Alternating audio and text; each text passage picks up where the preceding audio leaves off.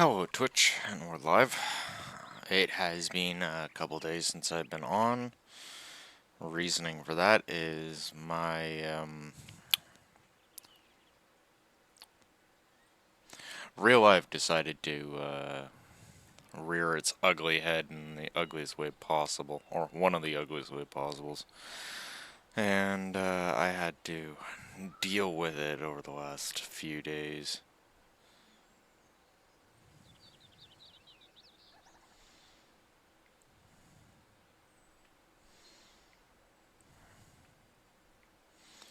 It was freaking ridiculous too, let me tell you. I could sit down for a good while, but yeah, I could sit in a chair, but I noticed that yeah, I started getting a lot of stiffness in places in my upper back and neck area that was not really helping matters. So I was ending up dealing with back pain most of the time when I was freaking sleeping. So yeah, real life decided to rear its ugly head. But anyway, that's neither here nor there. We got a tower to build. Let's get back to it.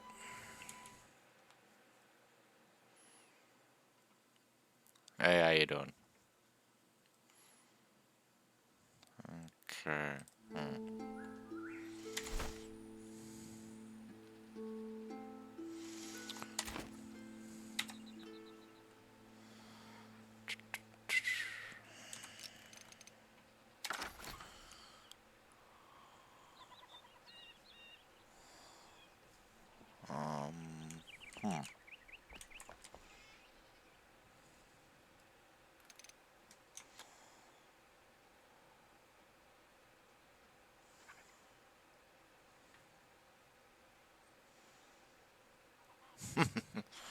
Oh, that's how this game works, slow and steady.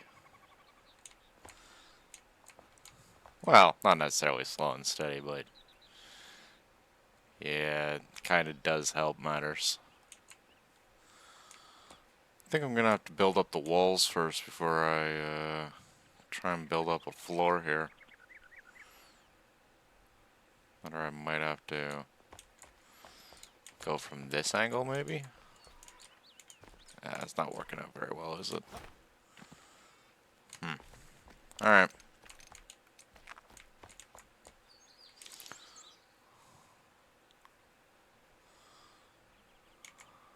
Are we snapping?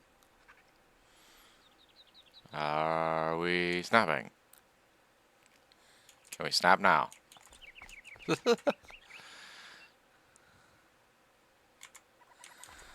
Okay, fine. Can we snap this way?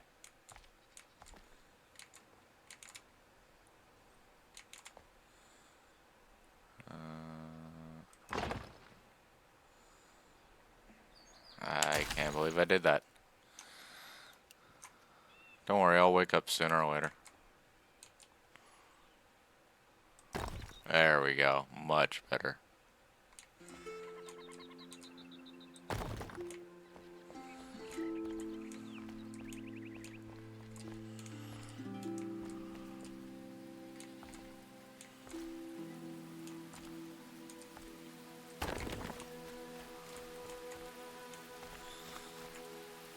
Okay. I think we can move on to, like, move over to bigger pieces.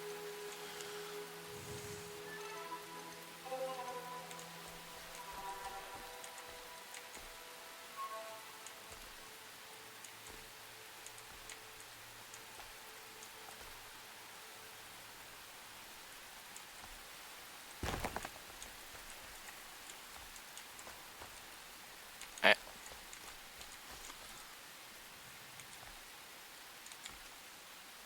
Whoop. Hope that's, like, where it's supposed to be.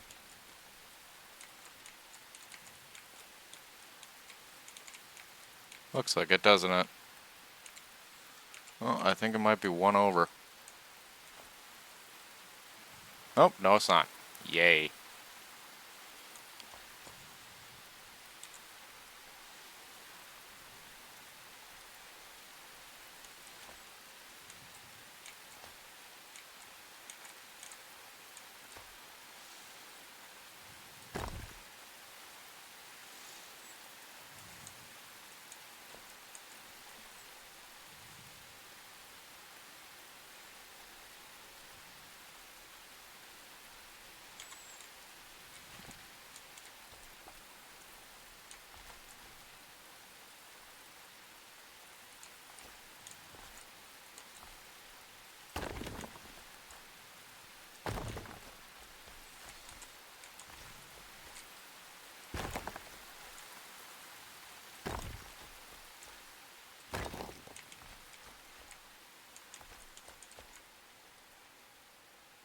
Fuck.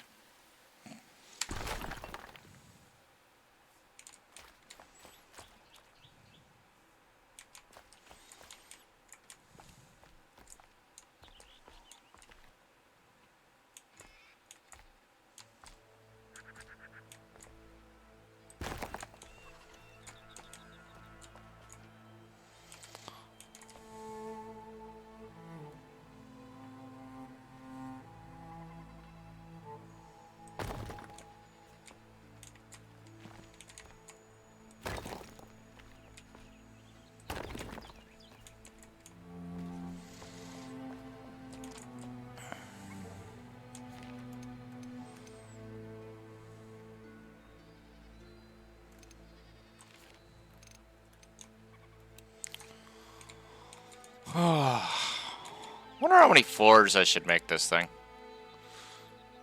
Especially with the extra plans that I have for this thing.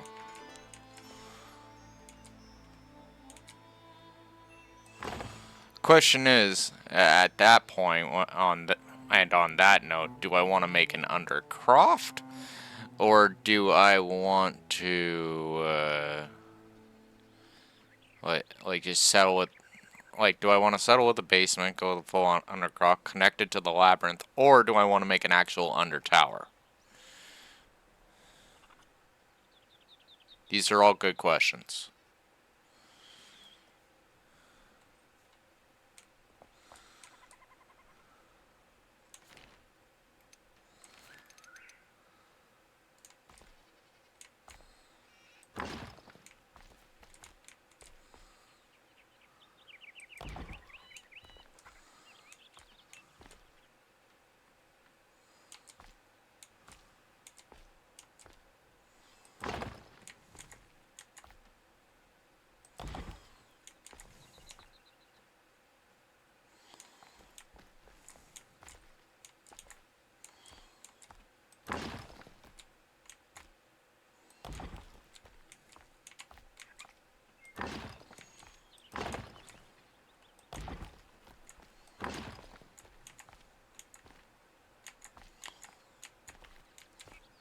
There we go.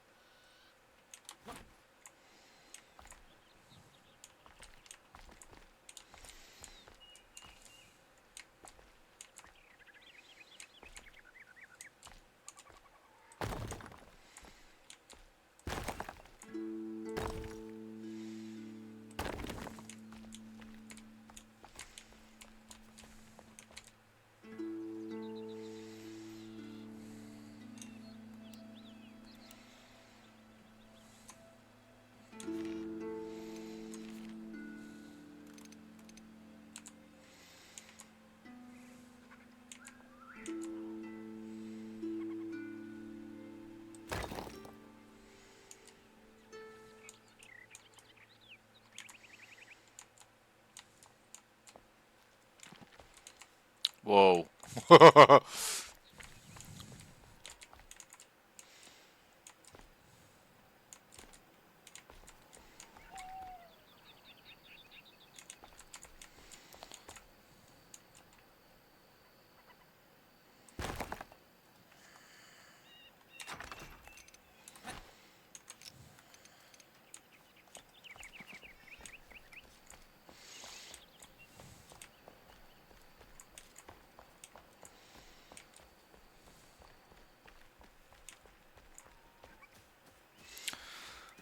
I got a pretty cool idea for the main floor, so to speak, of the tower. But yeah, I'm gonna make that like one hell of a tall ass bitch, for the sake of making it a tall ass bitch. And then I'm going to put a freaking really cool ass freaking roof with a launching platform and all that great stuff on it. Oh, I got an idea. I don't remember exactly where I saw it, but I got a pretty damn good idea of what I'm gonna do.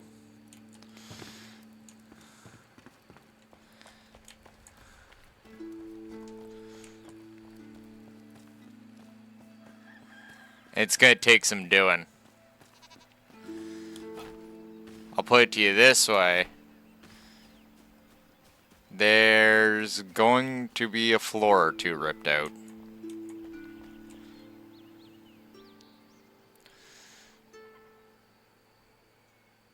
Like it's going, it's gonna be interesting. Oh jeez. Oh boy, it's gonna be interesting. I can already see it. Someone's gonna come through the secret door like, ah! Wow, fuck!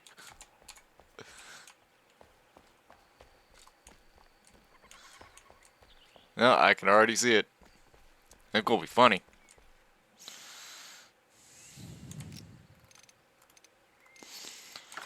Like I've been sitting here mulling over it for a bit. Well, my physical issue was resolving itself.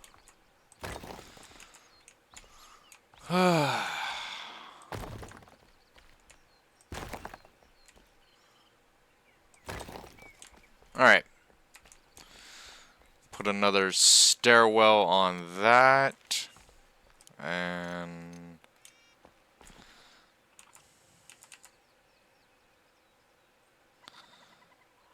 did I have it at the lip going up, or was it... Okay, so it was the lip going up. Alright.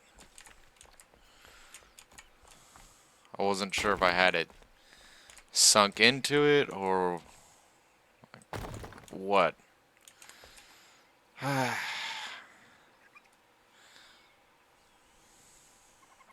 No, I'm thinking easily, like... What? Got about 23 to fuck with. Holy shit.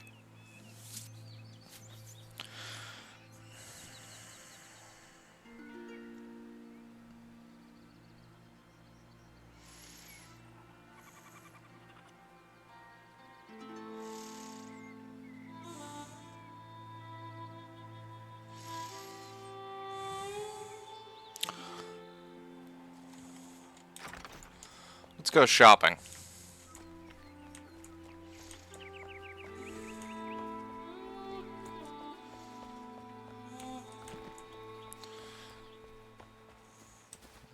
Thought just crossed my mind, and I'm like, maybe I should go look into that. Woo!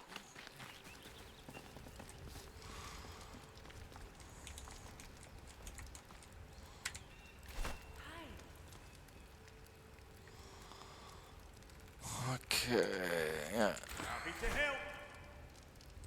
Yep.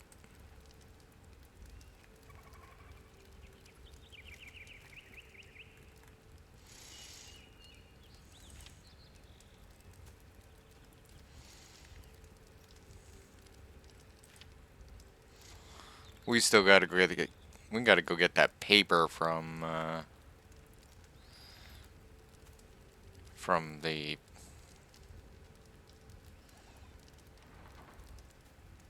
apothecary. Jeez, why did that take so long to come to me? Alright, I want to see something before I go any further with this.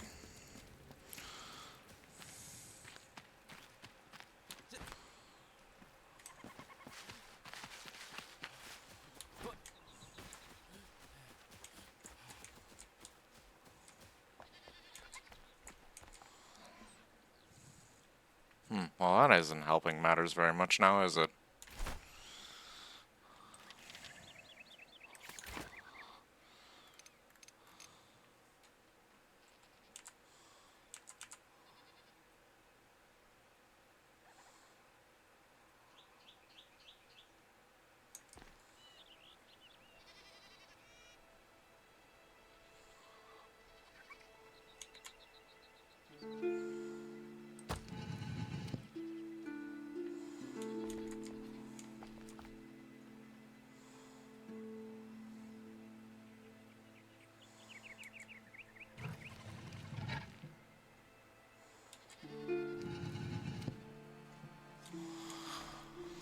Okay, now I gotta get the second part.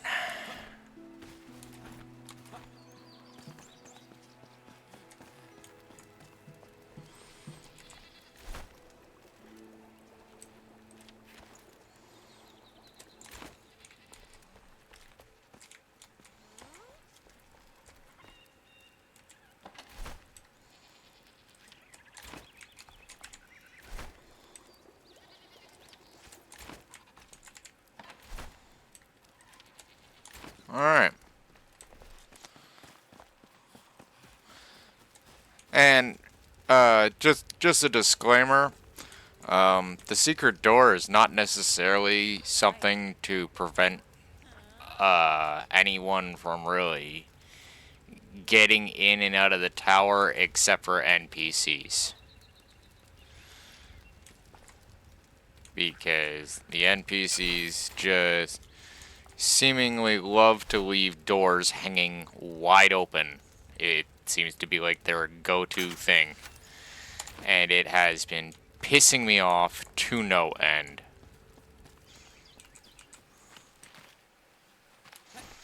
But they cannot access secret doors.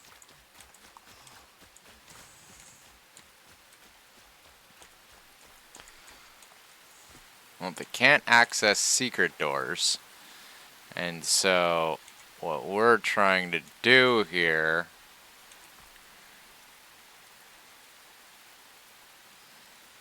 is create a secret door or secret entrance that they're not going to be able to access.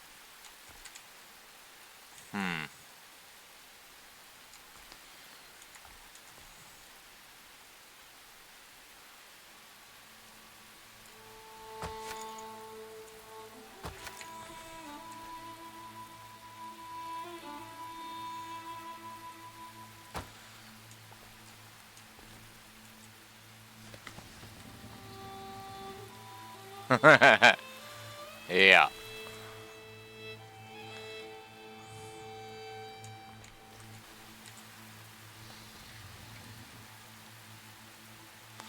That's good enough.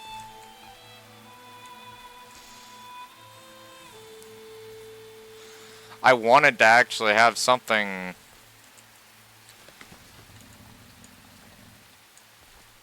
like separate, but unfortunately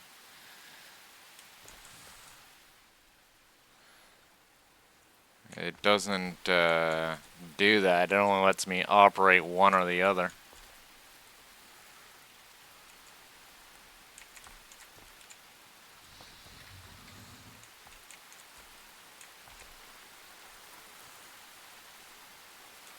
Maybe we should make it a little bit more flush to the wall, but if we do that, there's going to be stuff sticking through the back of it.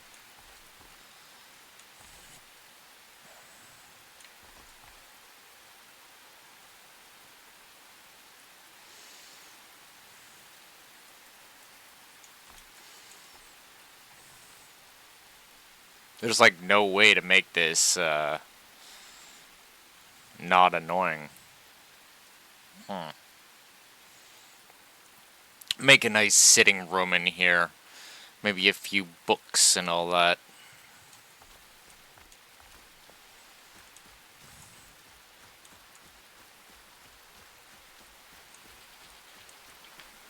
Oh, trust me, my OCD's going too, because I see that little crack on the side and I'm just like, just let it go, dragon. You got shit to do. Hey. See that? I'm like, already wanting to change it.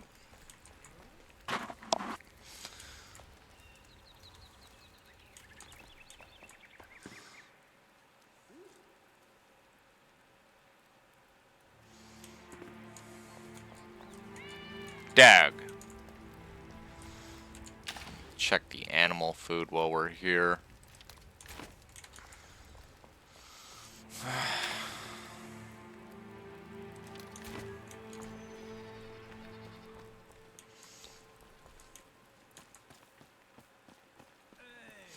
I was thinking of making that a tavern, but maybe I should just make it like some sort of museum or something like that.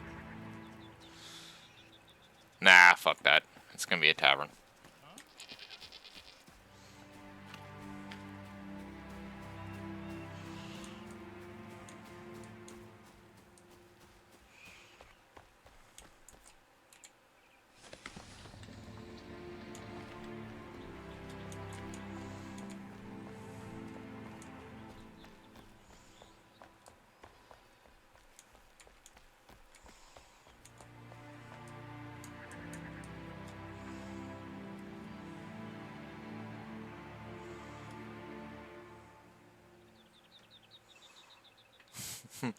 Welcome to the Hunters Guild, where we enrich the lives of hunters.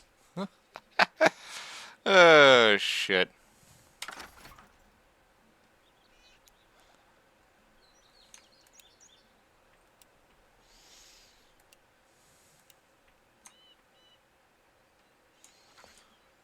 That's a high tower. This is not even really that high at all. Besides, I'm still thinking like 3 or 4 more floors. So this would be 1. So thinking on a minimal, like there'd be 2 more after this. So we're talking about 6 sections of wall.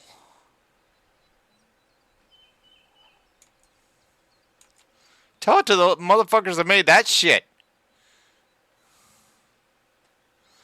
And every wizard worth their salt has a freaking tower. Like Sauron and Saruman are freaking just like wanker posers.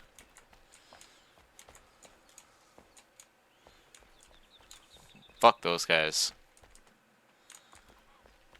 Like seriously, who freaking ties his entire essence to a freaking ring?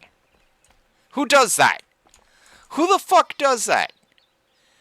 Let's tie my essence to a ring. Okay, now the entirety of, like, existence is gonna fight over this ring. Non-freaking stop. The ring could get lost. The ring could get destroyed out of greed or jealousy. Freaking all sorts of crap. But no, no, no, no, no, no, no, no, no, no, no. No, no. We're gonna make this ring magically indestructible except for where it was originally made. So you're just gonna manipulate someone over the course of hundreds of years. Like, think about it. How long does a hobbit live for? It's a pretty fucking long time. Now, Gollum, 90, well over 90. Well over 90. But that's neither here nor there. Big point is that Gollum found that ring. Like, way the fuck before. Like they kind of really fuck with the timeline there, right? Because yeah, he lived hundreds. But here's the kicker, right? I want you to put this into your head, right? Isildur gets taken down, loses his ring, or loses the ring in the battle. How old was Isildur at the time? Like, we're talking in span of human lifetime. See, he wasn't that old. He had to be like, what? 30s? 40s? And they say that it gave Gollum unnatural lifespan. Gollum was freaking a young ass dude yeah, like Gollum himself was like what? Maybe like as far as hobbits go, maybe like 50 or 60, if that. Apparently can't have been that freaking old. Didn't look old as far as hobbits go. So he gets a hold of the ring and scurries off into a freaking scurries off into some fucking dark corner of Middle Earth. Right?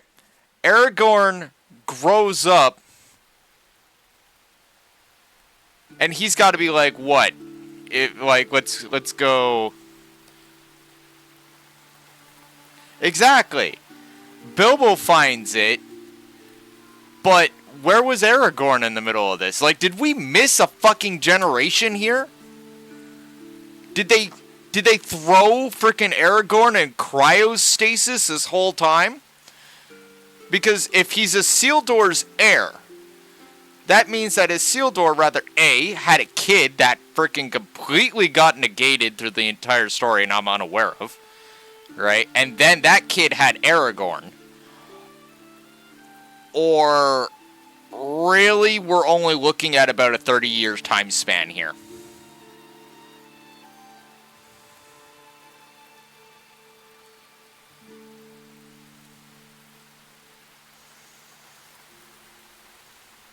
Because it would have been long enough for Aragorn to grow up.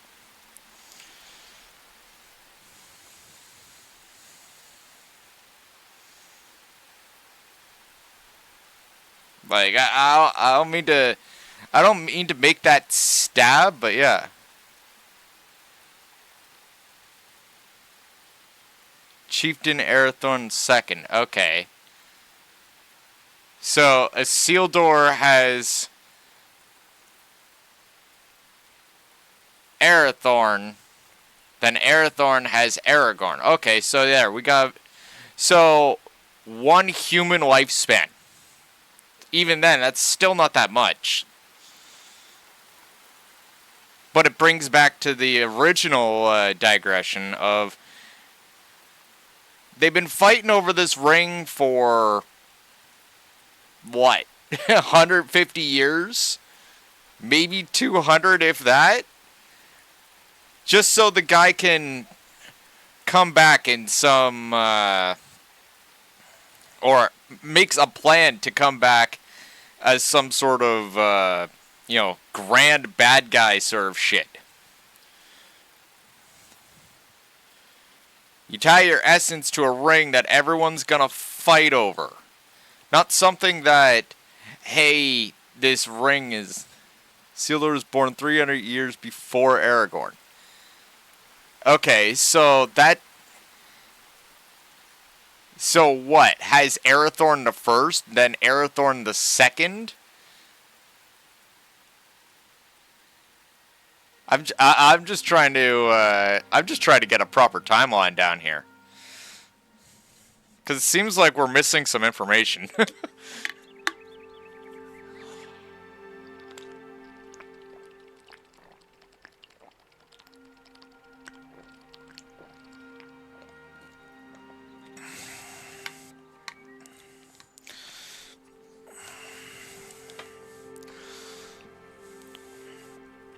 No, this is interesting discussion. But it all comes back to the central point of bad guy planning or terrible bad guy planning. Oh, yes, I'm going to turn around and put my essence into this ring, and then they're gonna fight over me for hundreds of years until I come back in some sort of crazy-ass bad guy montage. Like, what the fuck?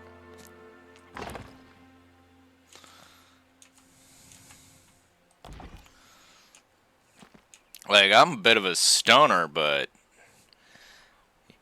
that plan doesn't sound doesn't sound the most intelligent.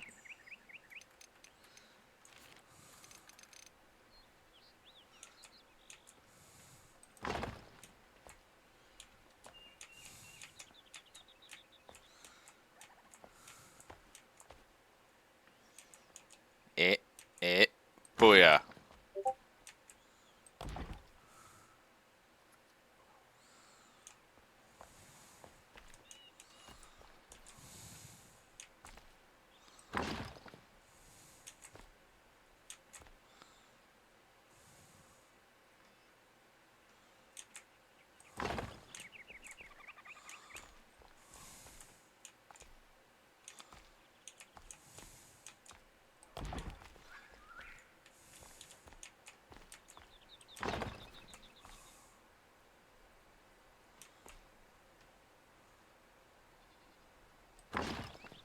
Uh-oh.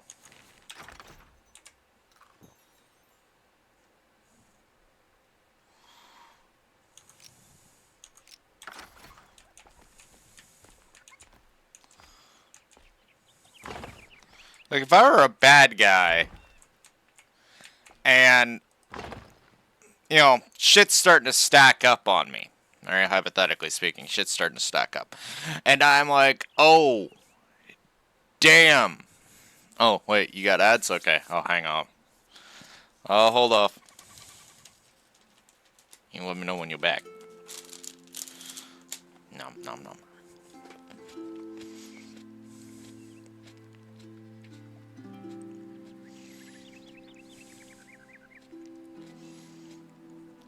Alright.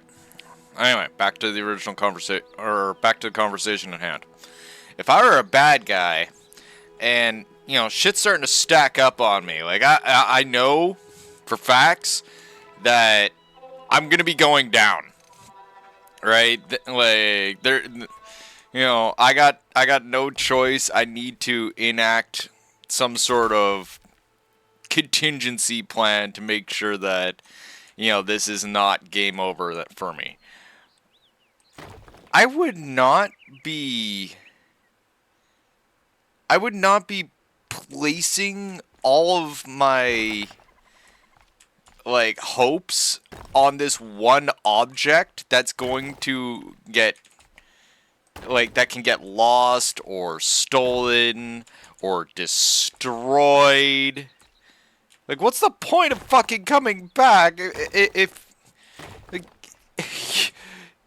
let's set up some sort of plan here where, you know, there's just this critical weakness.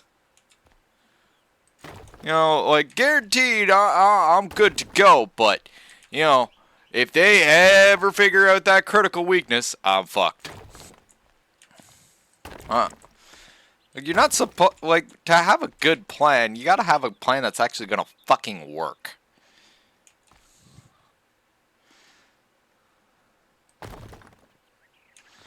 And then, on top of that, you got, like, this whole massive amount of incompetent followers.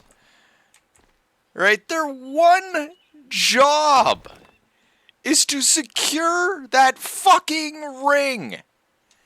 It's not a complicated thing. Hey, see that ring over there? Yeah. I need you to make sure that that ring stays safe. Can they fucking do that? Absolutely not. They got extreme amount of forces. And what does the bad guy do? Oh, okay, so I'm gonna let my forces cannibalize each other. There's problem number one right there. Why the fuck are you letting your soldiers eat each other?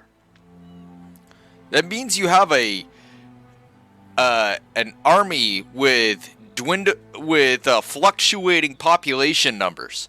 Oh, I'm sorry, my lord, we couldn't do this battle. Oh, why not? Oh, well, you see, Fifth Company turned around and decided that they were hungry. Oh, no, please don't tell me. Yes, sir, they ate each other. So how many of Fifth Company's left? 20? 20 guys. Yes, sir. Frickin' a company of soldiers, and there's only 20 left. They just, like, okay, what the fuck? Like, they let their guys eat each other and shit. To the point where at one section of the movies, they were calling in mercenaries.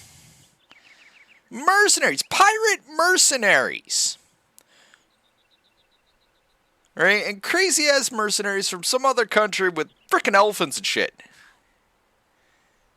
Exactly. You're not.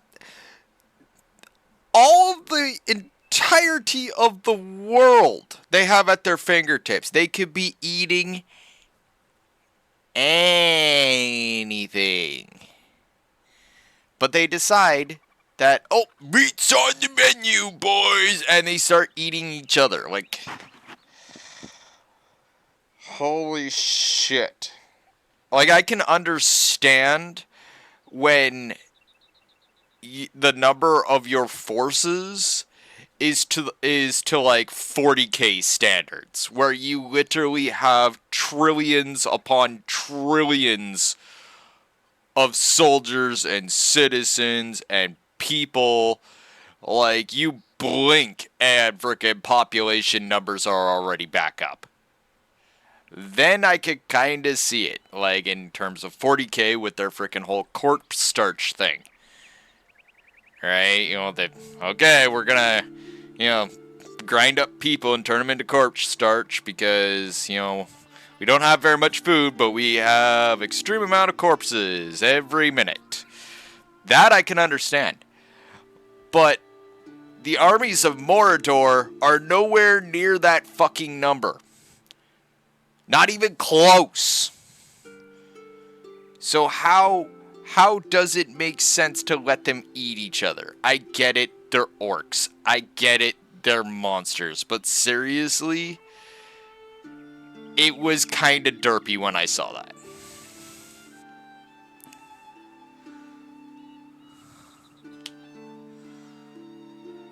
Yeah. Like, you get a ring. You get a ring, a little ring, and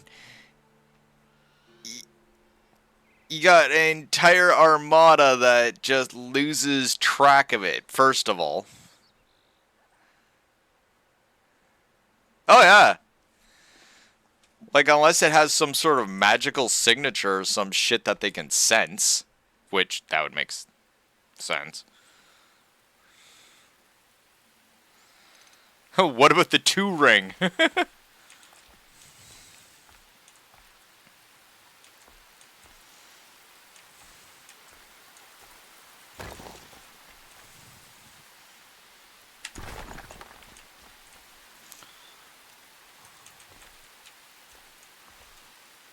Oh, I'm so sorry, sir. This isn't the ring we're looking for. Well, what ring is it? Well, we're after the 1 ring. Instead, we got the 2 ring.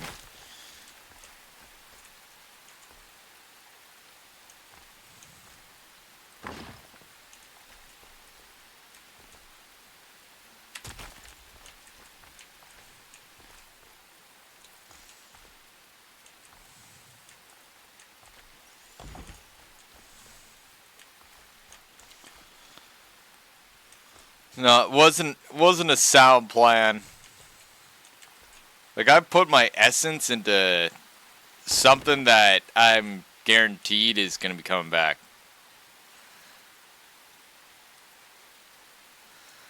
Oh, yeah.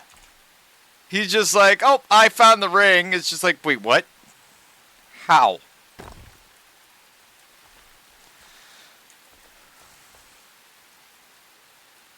And here's the other thing. They decide... Alright, you got these guys. This elite group. Alright? Let's just look at it this way. You got this elite group that can sense exactly where the ring is at all times. And beeline on it.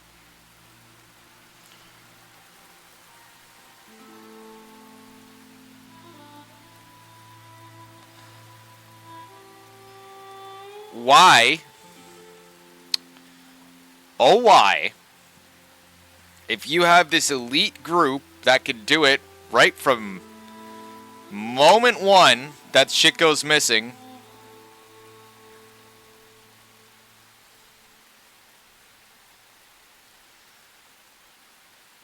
Yeah, but they follow him all the way, like, once they figure out where the frickin' ring is. Right? Like, they've been following his ass the whole fucking way. Like, they just magically know where he is. I'm just saying, there's some plot holes here. Oh. Light. Can't see shit. Again.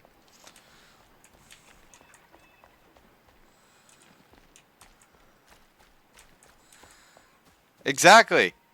They're like at the start, yeah, it's Baggins Shire, right? And magically, they know where the Shire is, first of all, which is kind of interesting unto itself.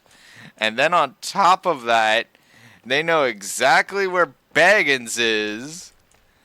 Like, like they're intelligent enough to ask for directions. And they somehow magically, as soon, like, maybe they had to go near it, maybe they locked on. That would actually kind of make sense. It's like, oh, I got the energy signature. I know exactly where it is now. That fucker has it.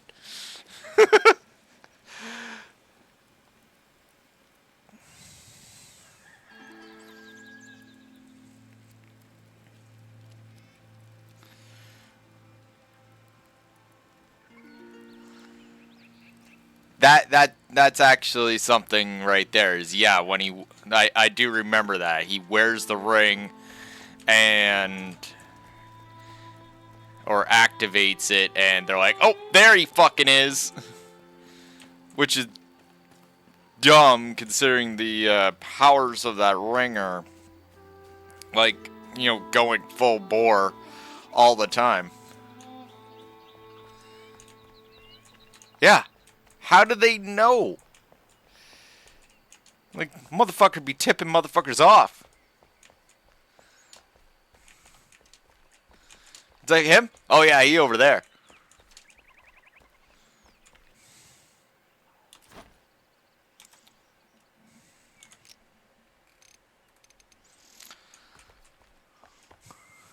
Yeah, exactly. Like, and that's the other bigger question.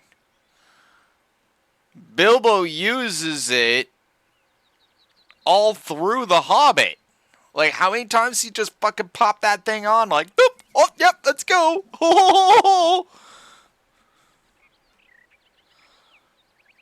He just pops it on, right? And he didn't have some big flaming eye looking at him. I don't ever recall reading that when I was reading the books and stuff. Like, Bilbo was just like, oh, yep, I'm invisible. This is so much fun. Oh, that big flaming eye over there? Oh, don't worry about that. Yeah, let's go. What? What? And he didn't have no Nazgul motherfuckers sitting there going, give us the ring. Ah. No, they weren't doing any of that shit. Like, maybe they're allergic to dwarves.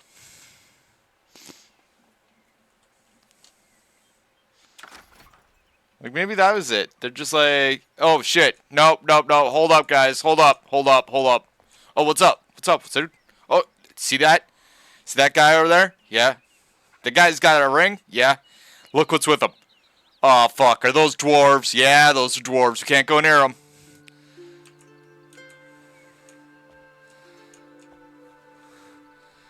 Maybe he's like a short-haired dwarf.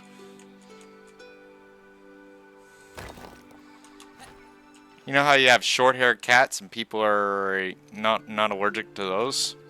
Maybe it's like that.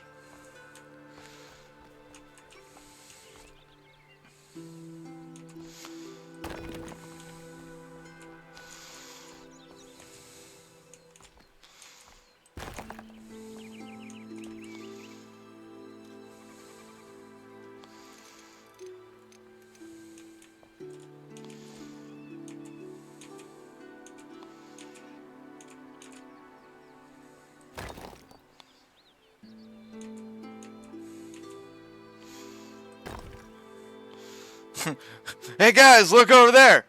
Oh shit, is that what I think it is? Yep, that's a short-haired dwarf. Hypoallergenic.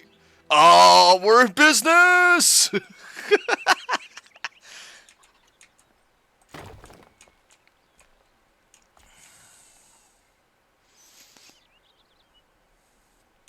Mm-hmm.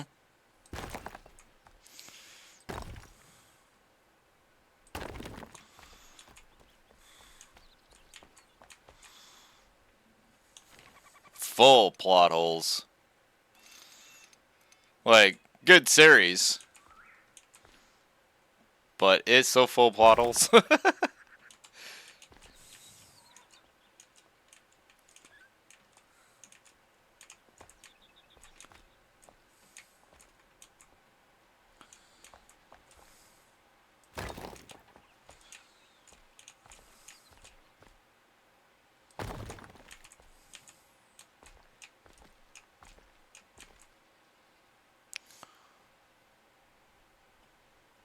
Boop.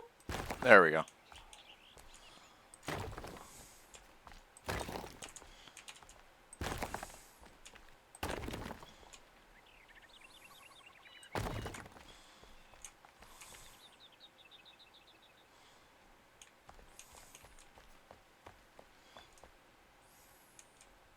But yeah.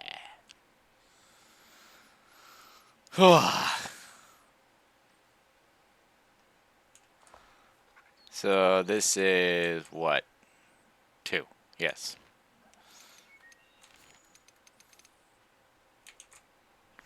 We're just gonna start building floors until I run out of materials.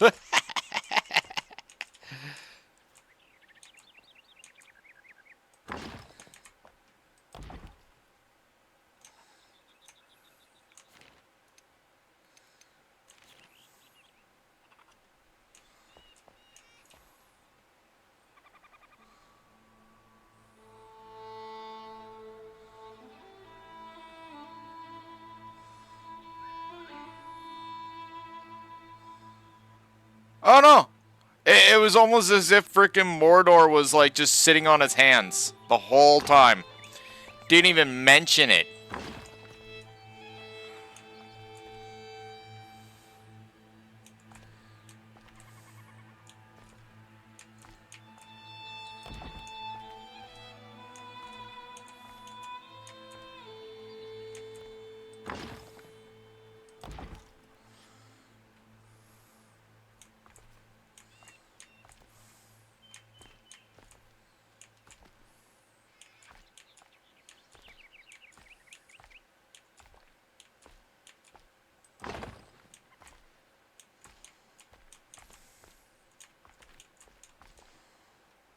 Like, they simply didn't seem to really give a flying fuck about Mordor. Like, Mordor was a background footnote.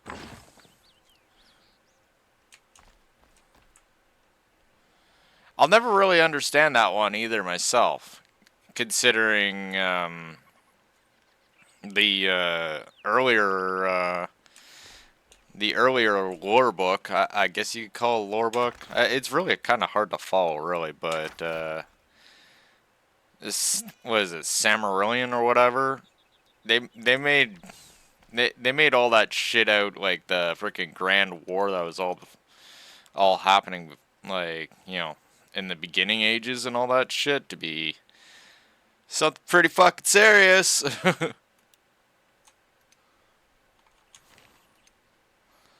Where it seemed like in The Hobbit they were just non-existent, is what I'm getting at.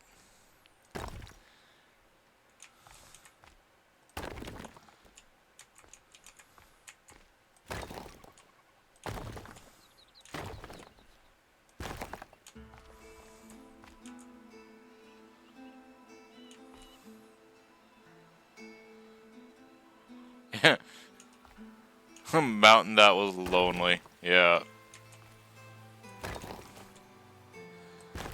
And a lake that was a town.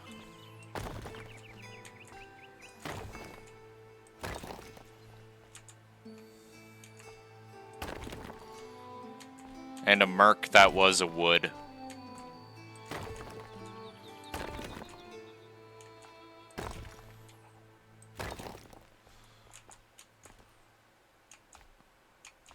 Or a wood that was murky.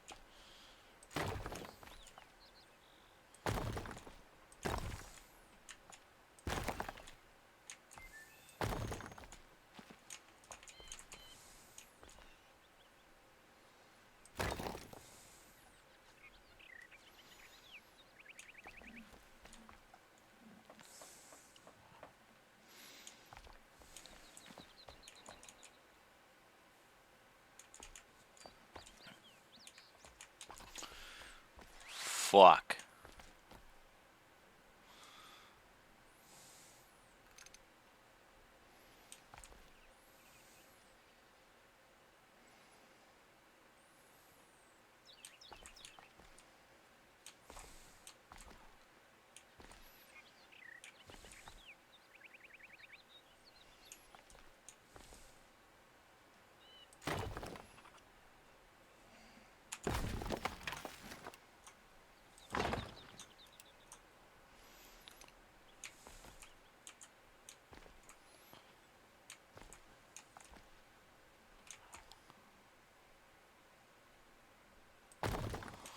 I thought about it.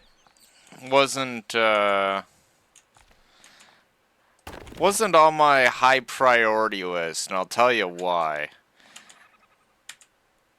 I have yet to actually see a Lord of the Rings title or Hobbit title or anything like that that I've actually in general been pleased with.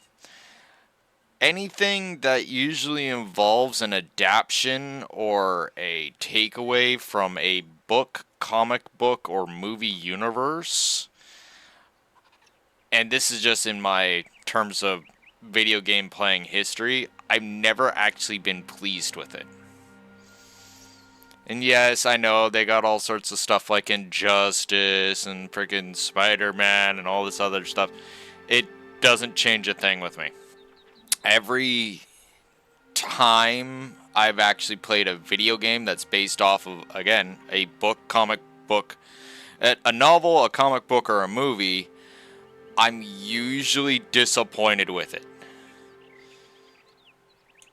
The only saving grace in that whole spiel is well,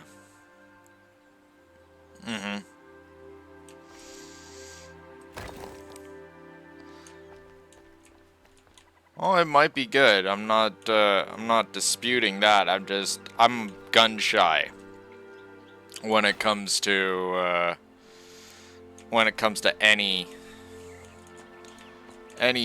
series or any game that's based off of a movie series or a comic book series or something like that. I've just been disappointed on one too many aspects.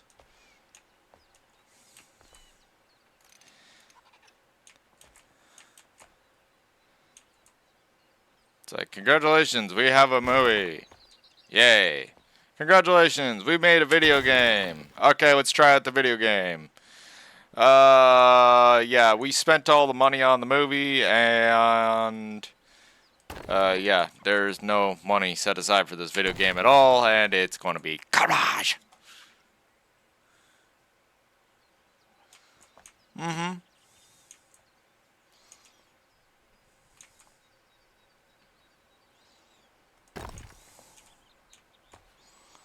Oh, I'm betting that is good because they can't all be bad, obviously.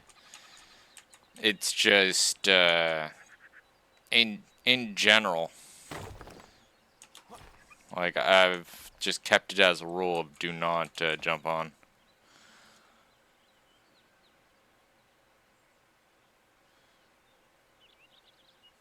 Oh, that's another thing that can just be looked up, like, you know, over time.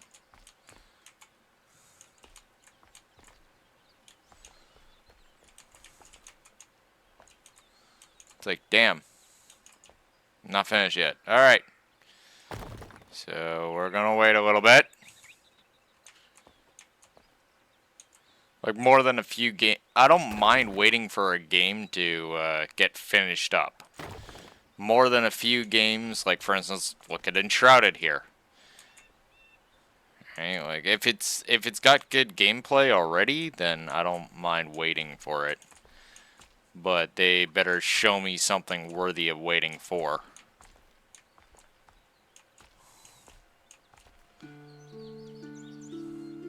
As both a Conan Exiles and Valheim player, this game's like frickin' well worth waiting for.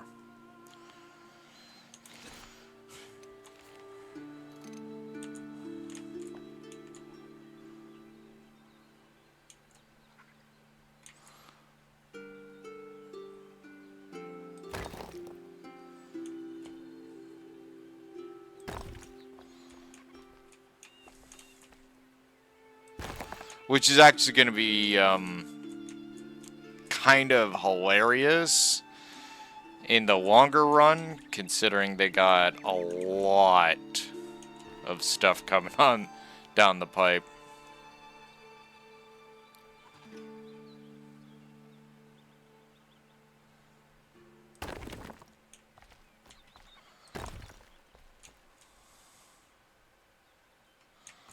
Well, that's what I'm. That's why I'm. What's the word? I'm endorsed into this? No. What's the words I'm looking for? Invested in this because this could very well be my next Valheim, my next Conan Exiles. Like, and that's actually saying something. That's really saying something. The stuff that I've done in Conan Exiles, Valheim, it's not no small thing. Tower? Tower. Okay, how about city? Massive, sprawling, freaking city. If it gives me the chance to go as high as I want to with my crafting and all that, then yeah, we're gonna see great things with me in this game. Like, this is just a start. God damn it, Rain. With your visibility.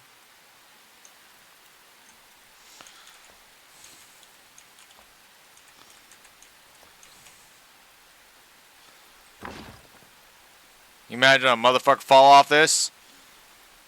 Holy shit. You imagine a motherfucker fall off this and you don't have a glider? Triple holy shit.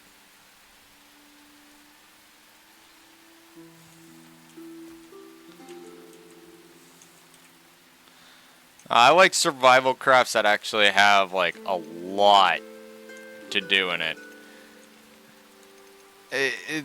There's some that I've been kind of disappointed in, and there's others that I'm keeping my eye on. Like, I had one survival craft that I was keeping my eye on for a good while, and unfortunately,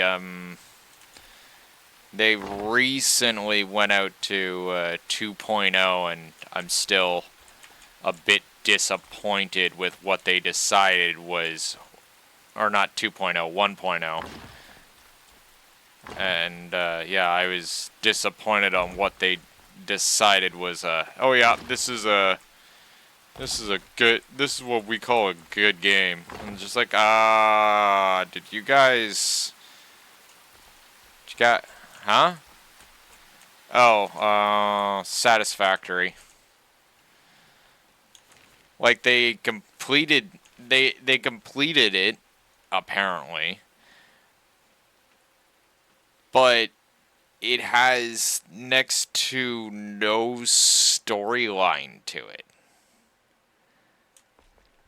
I was, like, they have a storyline in there, but it's a player progression based storyline. It just kind of, yeah, exactly. It felt stale. Like, here it is. We're supposed to be finding out about these aliens and stuff, and yeah, the aliens only, like, I think they were trying to go for a Subnautica style feeling where, the game only progressed as the player progressed through the game. But, and I'm just gonna point this out there, already being done, for one. Like, Subnautica did it, and it was okay in how they actually did it. Where, I don't know, for some reason, when you're playing Satisfactory, it wasn't the same. Like,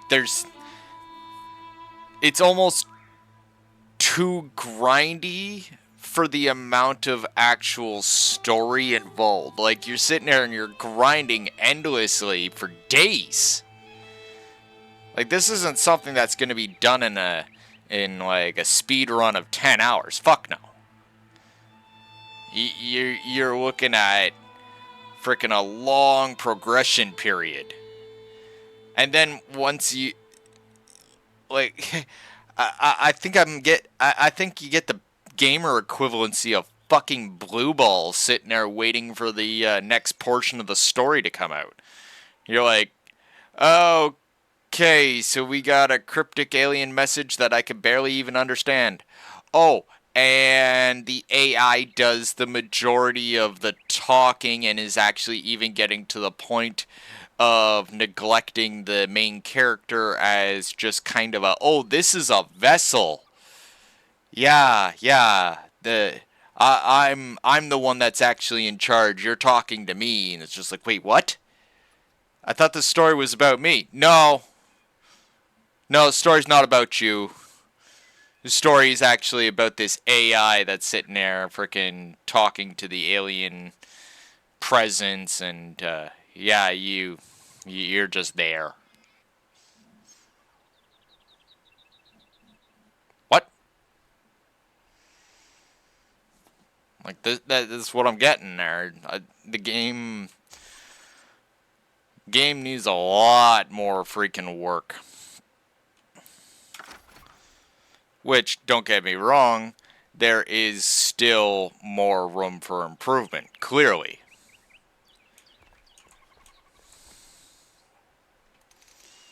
Hmm. Even Below Zero had, like, much better story, in my opinion, than what Satisfactory put out. I wasn't very pleased with it. Like, don't get me wrong, I like building the big factory. That's fun.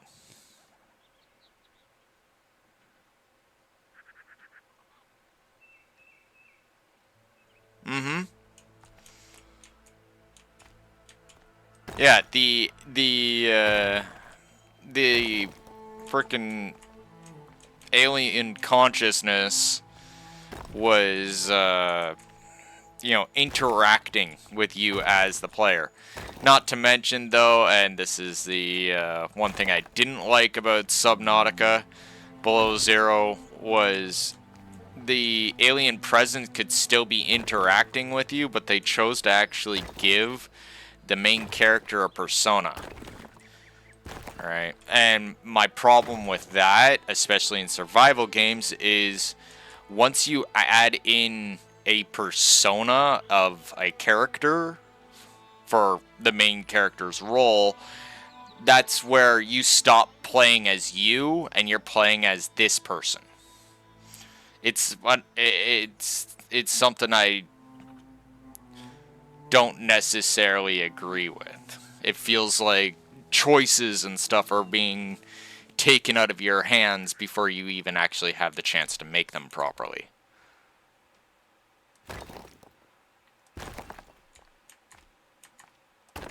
Like, should be able to choose who you are and what you do and all that other stuff on your own without having like when I hear the main character's voice sitting there going off, it bothers me because one, it's not necessarily stuff I would say, and then two, it's just not necessarily things that I would actually be committing myself to doing. Wherein, for instance, a survival game like frickin' Subnautica 1, you are given the consciousness and stuff was interacting with you, the player, right? And you, the player, would actually go and do the stuff. There's no real voice over or anything like that made to indicate that the player's making any sort of decisions that you yourself would make. Like, there's sometimes when I'm sitting there in Subnautica 1 and it's like, oh yeah, we need you to go down here, and I look down there and I'm like, oh hell no, and I back the fuck off for like freaking like an in-game week until I was actually fully prepared to go down there, and then I went down there. Where, oh yeah, I can't wait for Subnautica 2. If it's gonna be the way it's gonna be great. That's one of the, like, just on that note though, that's one of the reasons I'm invested with Forever Skies. Forever Skies plays like Subnautica 1, right? Like, in terms of its progression and all that stuff. But there's no main character that's got some sort of voice acting or whatever that's already making decisions for the player. The player doesn't, in a survival game, the player doesn't need hand-holding. Just needs a freaking quest log. That's it. Having some sort of voice actor going, okay, I'm gonna go do that. Yeah, we need that.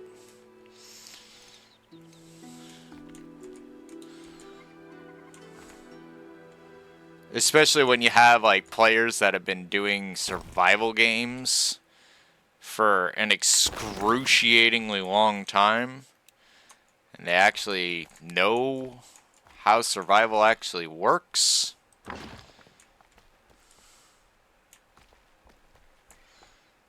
Oh, preaching to the choir.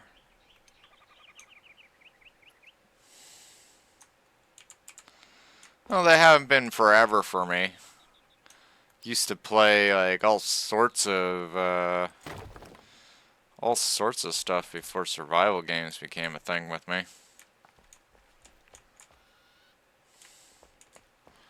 Used to play racing games, shooter games, RPG games, 4X games, all sorts of games.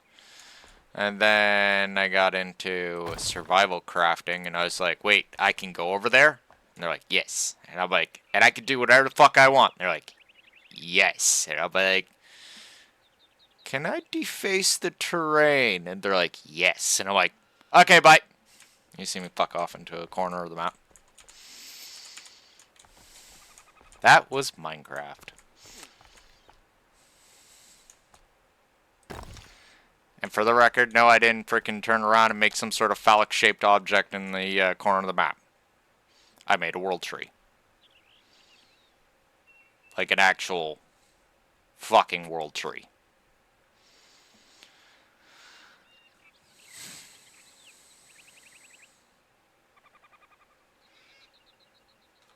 I wonder if I could do that actually out here.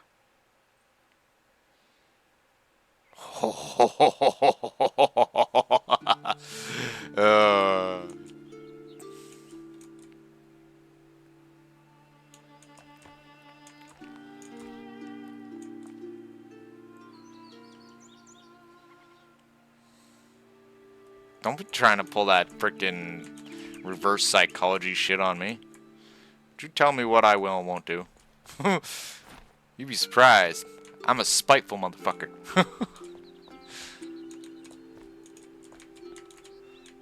But no, all joking aside, that's an experiment to be introduced later. Because I know that it's possible. It's just building such a thing. That's where I'm kind of at a little bit of a loss. Because this game likes to build square objects, where I would want to make a big fucking round ass tree. Unfortunately, when we get back there, everything's square. Square. Tower's getting kind of tall, huh? Shit.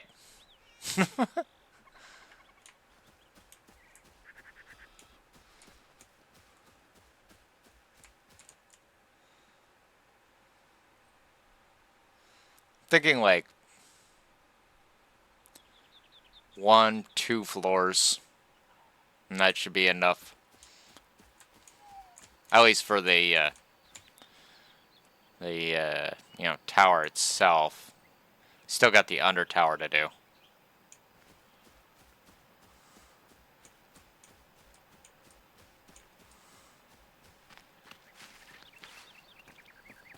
Well, technically, yeah, you're unsnapping, but you're not going from the grid. You're still on the grid. You're just not like no matter what you do in this, you're still going to be on a grid basis. Whether you're doing one block or a whole entire wall or whatever.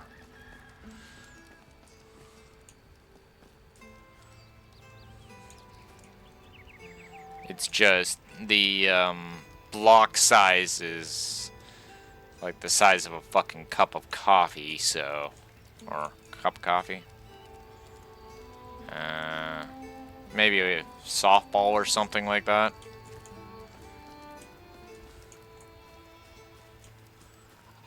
Mm-hmm.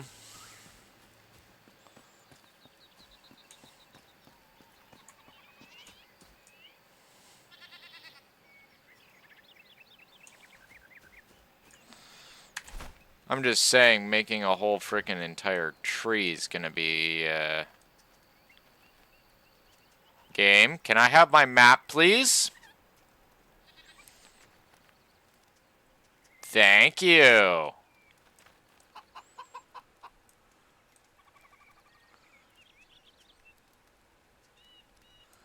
Like, it'd be hard to make it actually organic, is what I'm saying. Not impossible.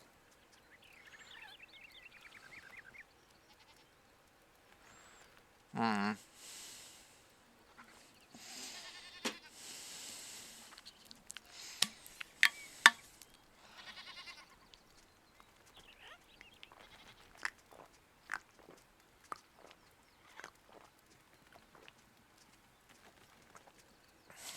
Uh-oh. Oh, snap.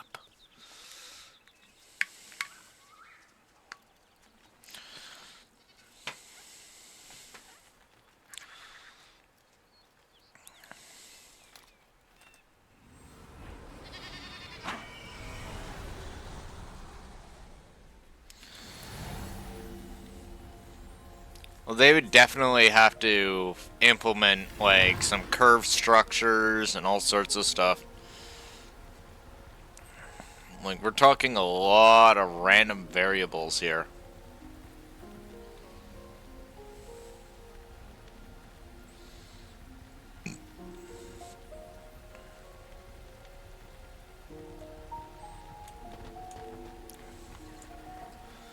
Like, just looking at these tree pieces right here.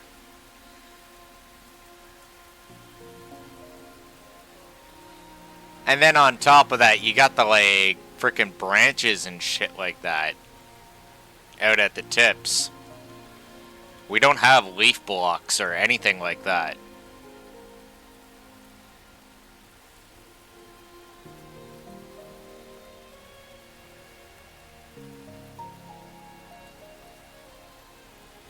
Like, not saying it's impossible. I'm just saying that,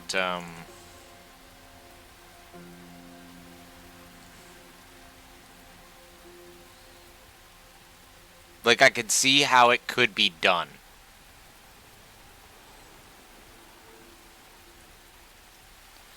No, I'm pretty damn sure I would know how it could be done. I'll illustrate.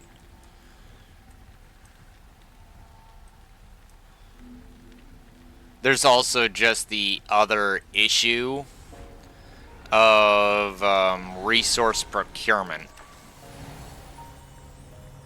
Because I don't think you can just make tree blocks. You have to go and harvest them. Ironically, not unlike Minecraft.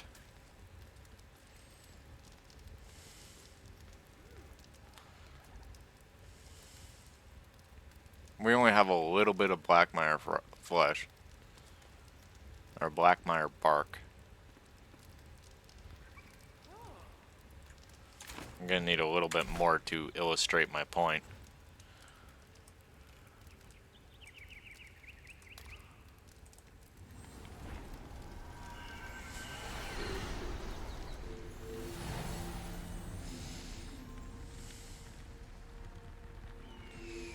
And hopefully they haven't done anything ridiculous like, that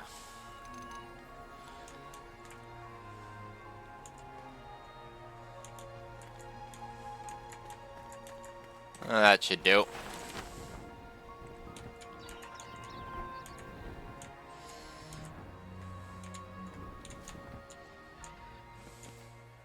Okay. Now.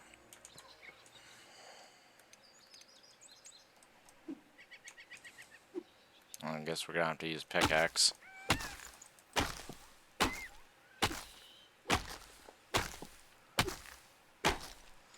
Like, let's do a little bit of a cross section, just on a branch here.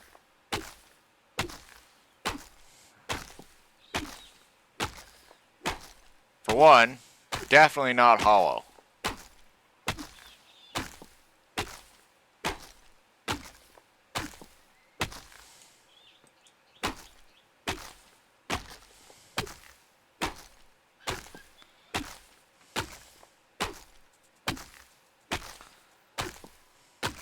Like, this is the only way we're going to be able to get this resource. Is by chopping it down over here, and then go, like, hypothetically speaking, we go back to, like, New Longkeep. we decide, hey, we're gonna go and build up. It's not gonna. Just the logistics behind it kind of makes my head hurt.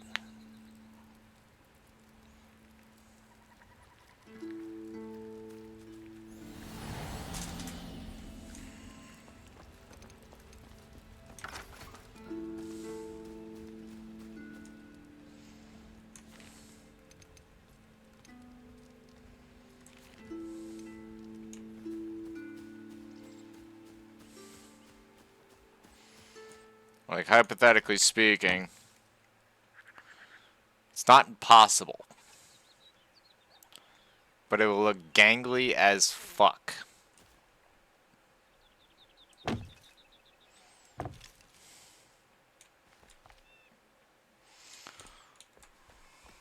Like, it's not...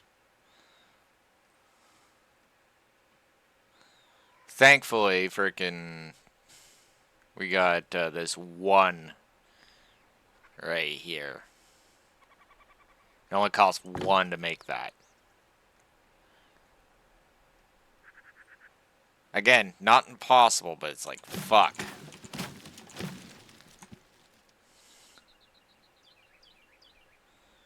It wouldn't look all nice and perfect and purty like a frickin', like one of those big-ass trees. It'd almost be better to actually just go build in one of those trees.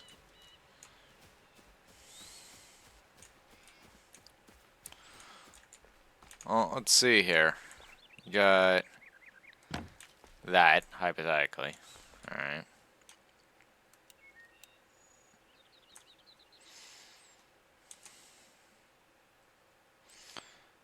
There's a square. Got a sloped piece.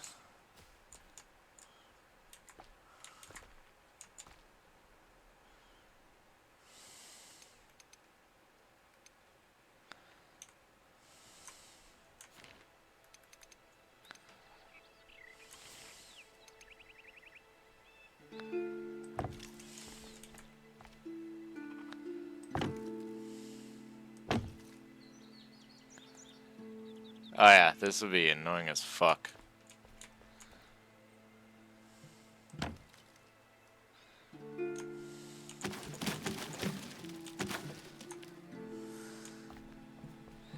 Like, no, wait, yeah. It's doable on paper. Definitely on paper.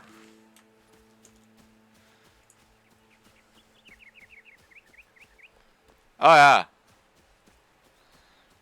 In fact, I would dare say that it would be much more challenging than when I grew Yggdrasil in Minecraft. Keyword grew. It was much easier back then because I was able to do such a thing. Where this, yeah, I could see this being an issue.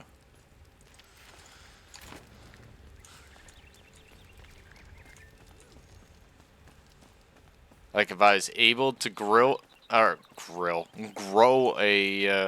world tree, then yeah, it'd be a lot easier. But this is not the same.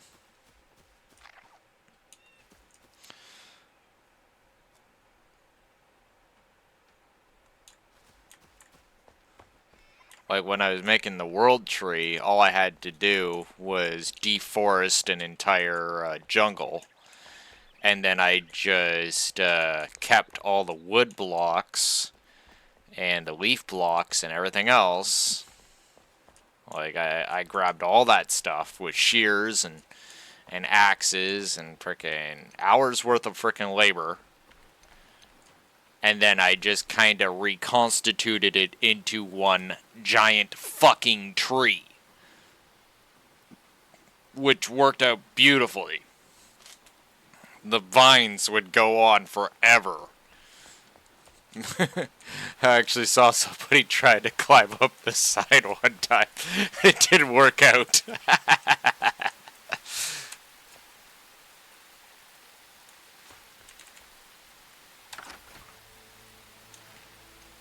But in this, it'd be like a nut. Again, not saying it's impossible, just fuck. That's a lot of work.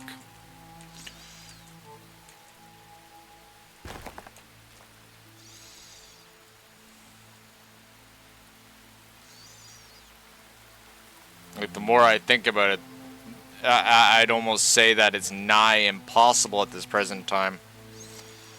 Just because we don't have the leaf blocks. And until we have leaf blocks, it's not gonna look the same. It would look like a big... At best, I'd be able to create some sort of giant stump.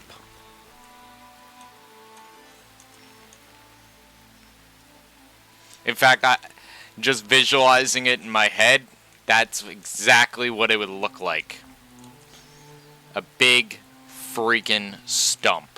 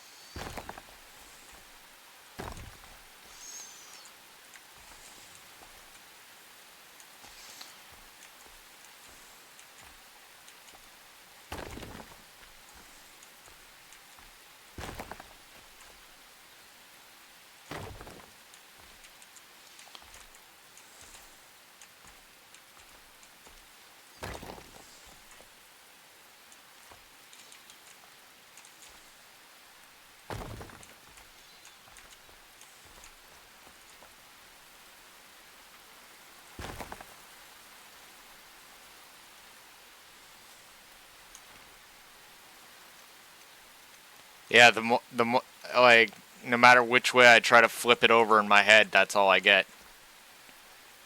I don't think there would be a way of making it not look like a stump.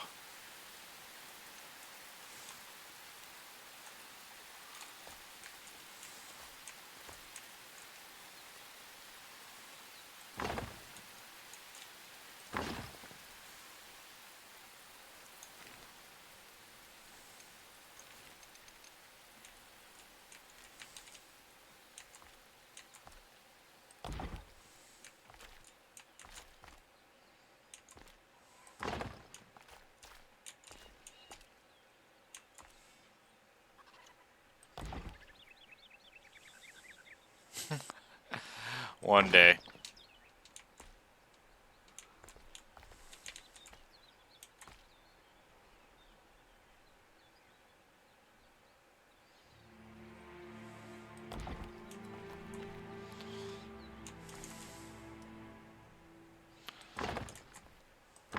Oh, of course. Honestly, I don't want to have to build a freaking castle.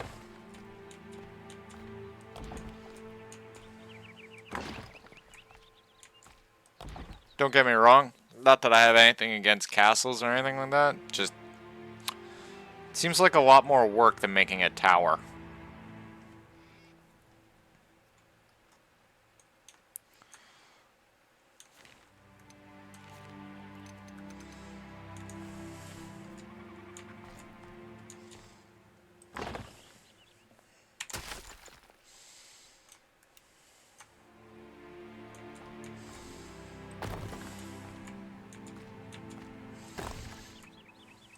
Like, don't get me wrong. I like my big projects. But I'm also lazy.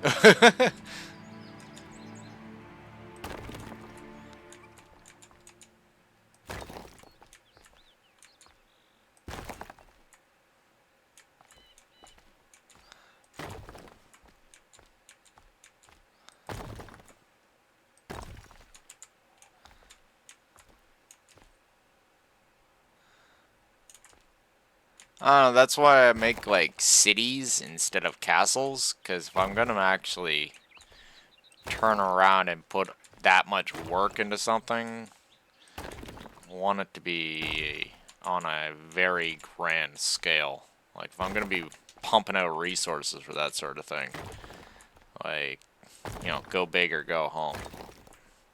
Also, I've never been big on having, like, a humongous living space for myself.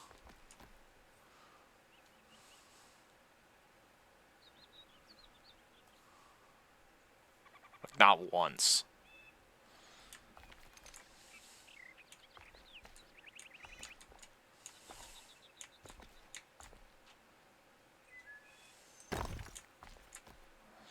God damn it.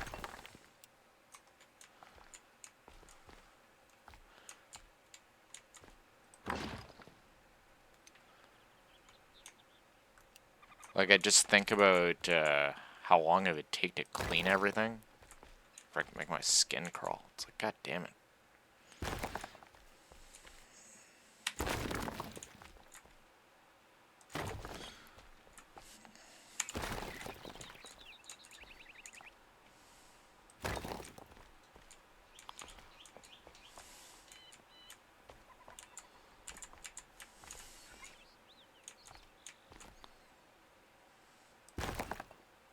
There we go.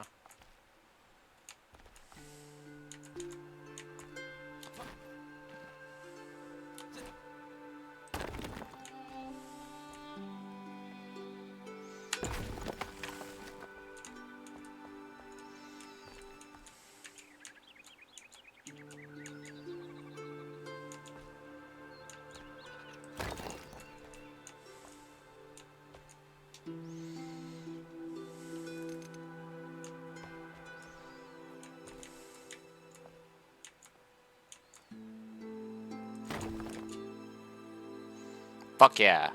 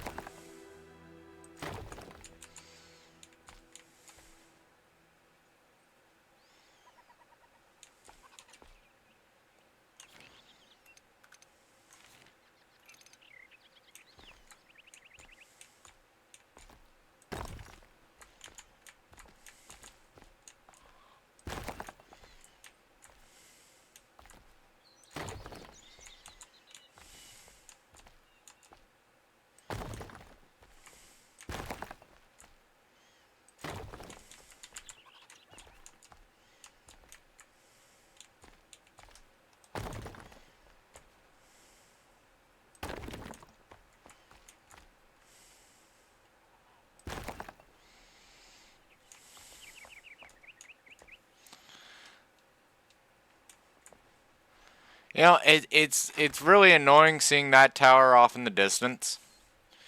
Feels like I'm trying to keep up with the Joneses. I'm like, oh, my tower's still not tall enough. Alright, let's go. I build it higher. I build another bit higher. Another bit higher. And then I go a little bit more higher. A bit more higher. It's still just not tall enough. Then, let us not even get started about that. Oh, we got a flying fortress out here. Look at us. Fuckers.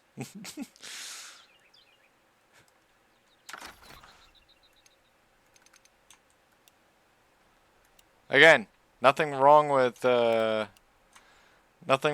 flying fortresses or freaking big ass towers. It should just I'm feeling like I built this in the wrong spot.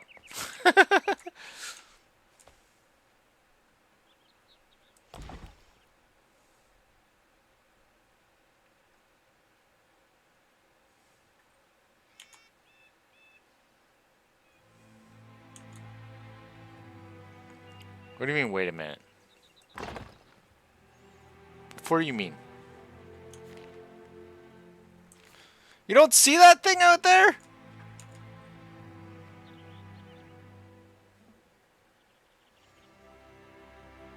What do you think that silhouette is?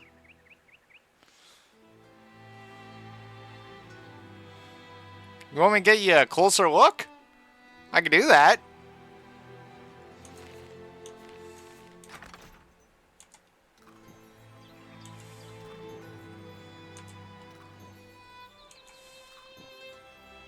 Hold my beer.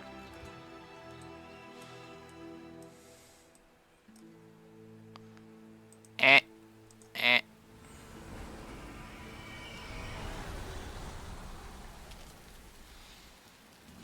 Scavengers eat ass?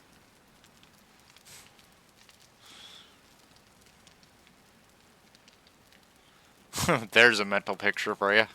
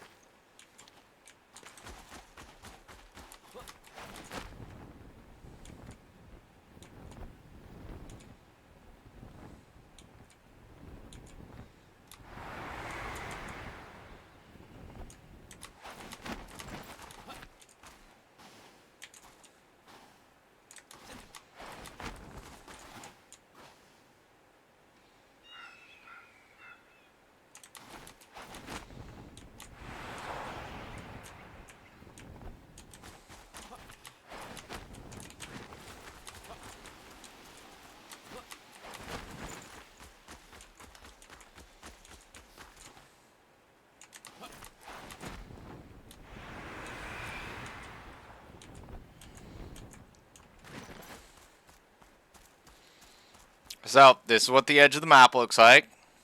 This is what happens if you go over it.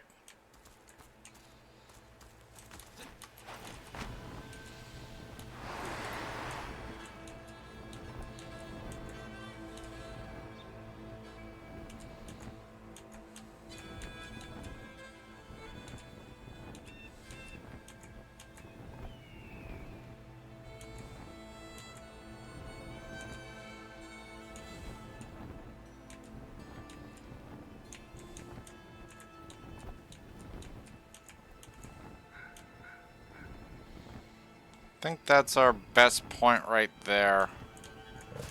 Oh, hi, kitties. Woo!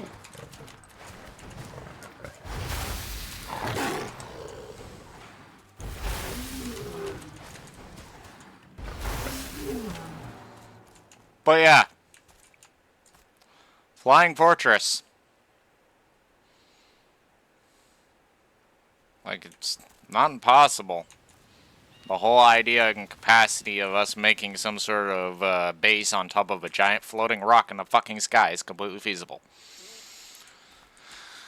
I was really hoping that this update was going to bring us to that so that I could go and poke at it a bit and get some building notes and such, but at this present time, doesn't seem like it's actually going to be a thing for us.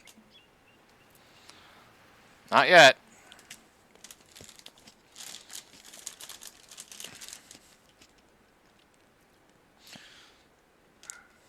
But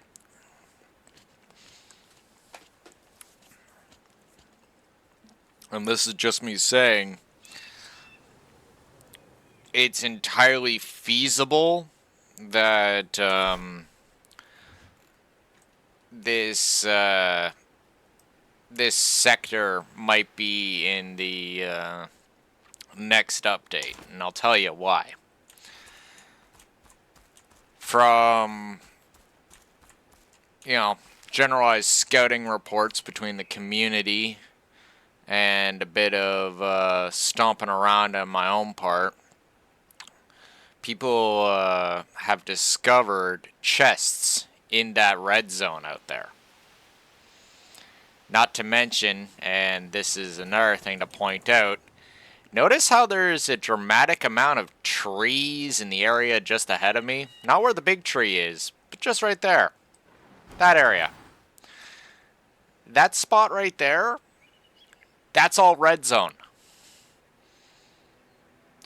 Prior to this update, that was all barren. No trees. No anything. Just roving hills. That's it. Now there's trees, which indicates that they have wilderness. You can also see deposits of what look like dirt or clay or what the hell ever is also out there too, indicating that they actually have a fleshed out. The game is definitely evolving. So we could be getting to go and shit stomp that fortress sooner rather than later.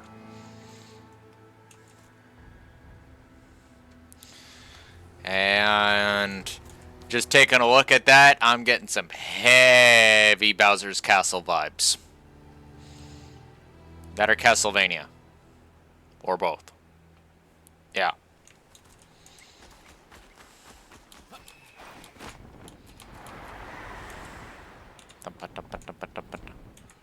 Oh, what's this? Oh, it's just a tree.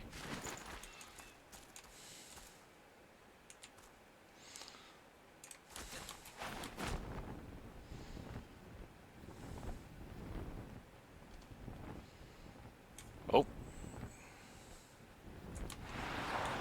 So that's the edge right there for that sector.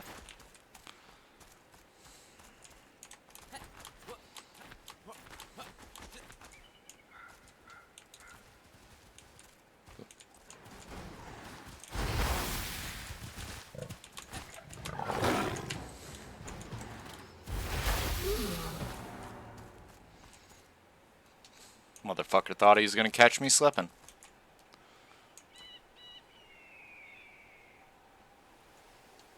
Oh, hello, that's interesting.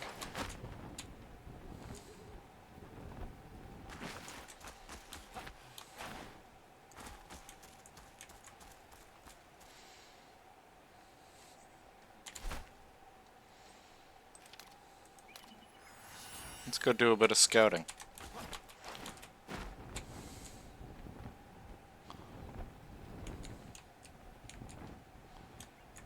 Oh yeah, that is interesting, isn't it?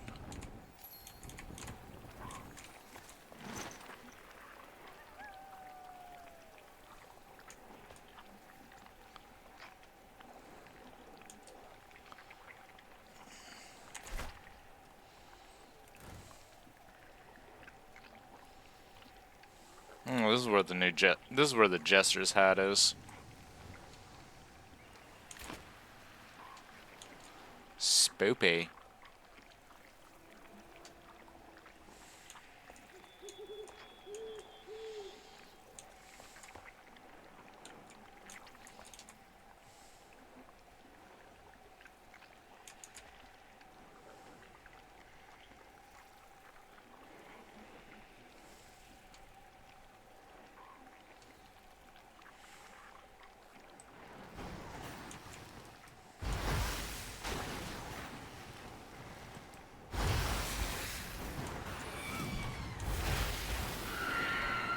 Sit down, bitch.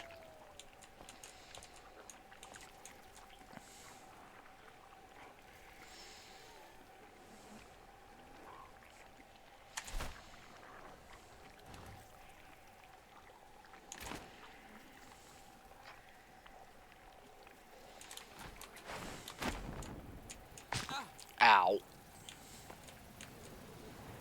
Fucking ace. Woo, shiny.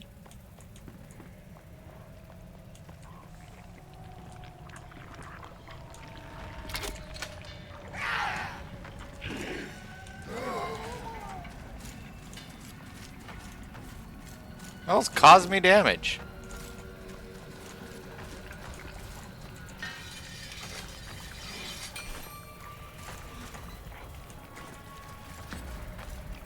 Oh, no. That's causing them damage.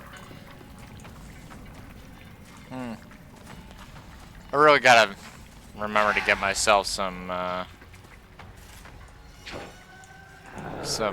what's it called, lockpicks. Keep forgetting to do that.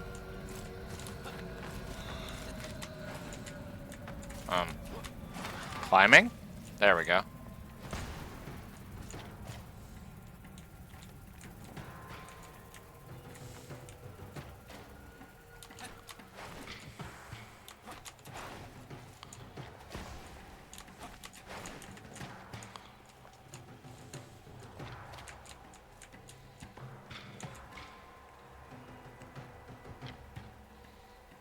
Spoopy shit.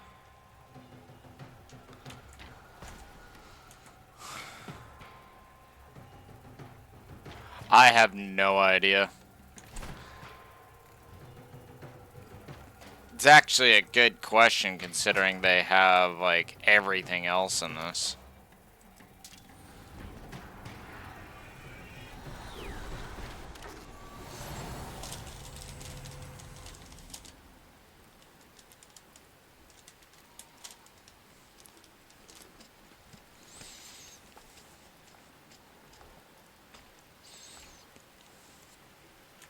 Like, everything else.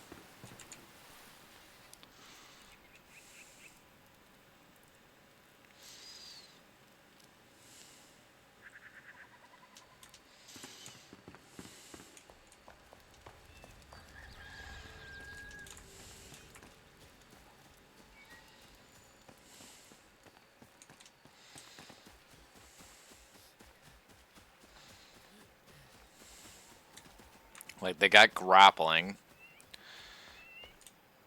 They got,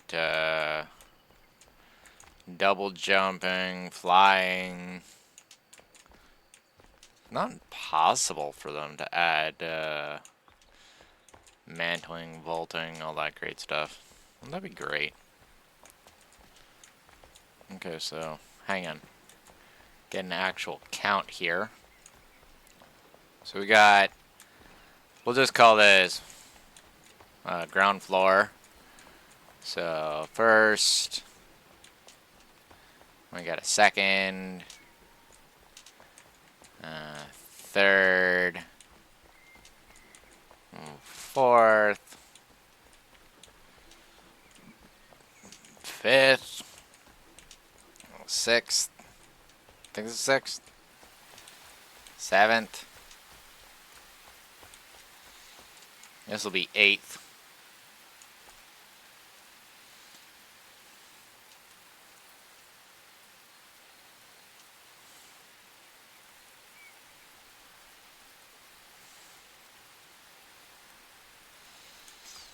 Oh, I know this game is going to eat up my time. My questioning at this point is how much.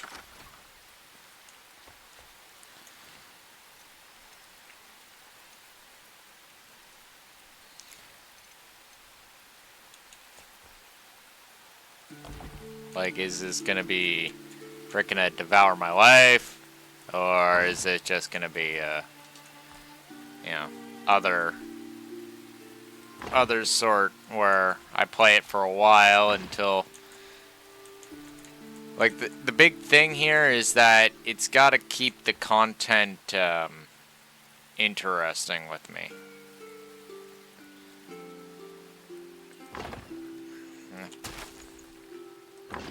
There we go.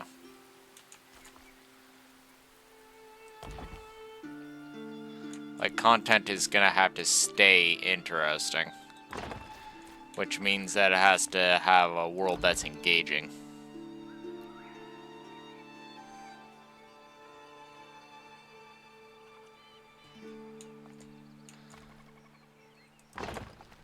So like Conan Exiles.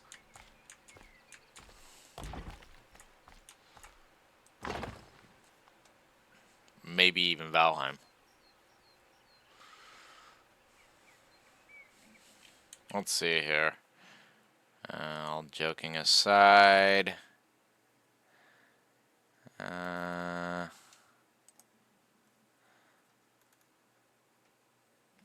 Okay, so 2100 there. There's 1,000 right there, but that's...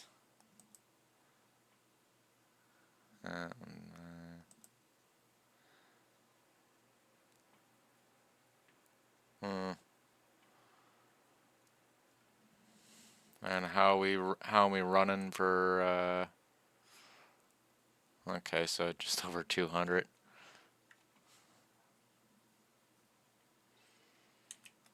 Hours, that is.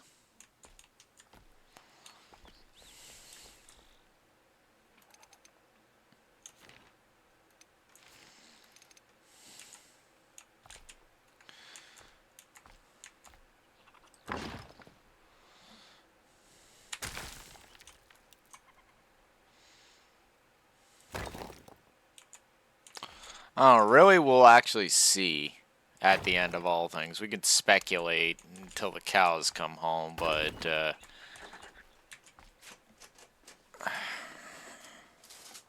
one moment.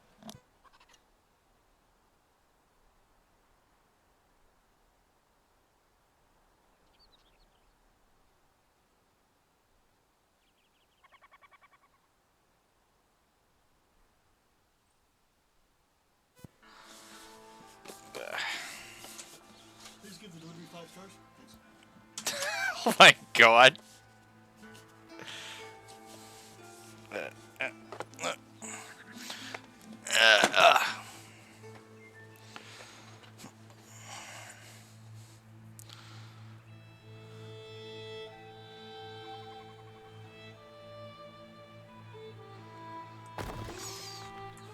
Well, I don't mind a game taking like that much time. It better be time well spent and enjoyed. Like there's some games where I have like devoted an unlife amount of freaking hours to. But question here is it actually going to be, you know, time well spent? Like for instance, what was it? Dust514. Oh yeah. Oh yeah. Way too much time played that. Battlefield 4. Way too much time put into that shit. But hell, Minecraft, frickin' Valheim, all that stuff. Big point is that the gameplay has to be engaging and keep me coming back.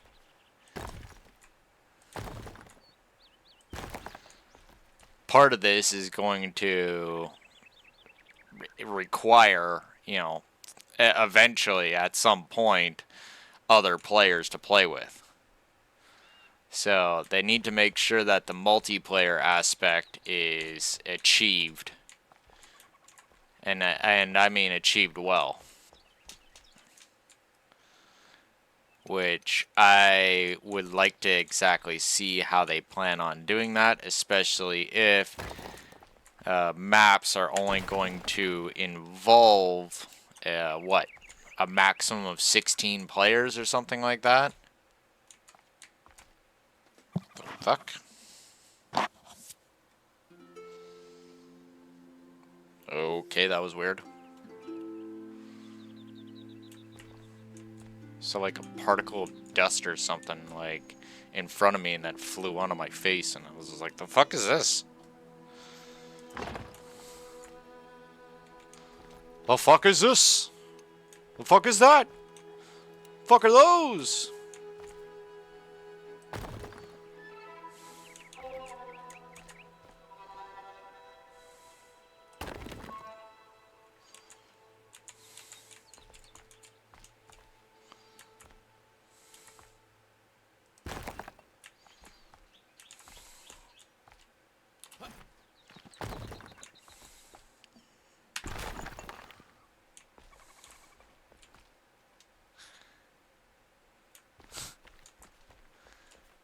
Yes.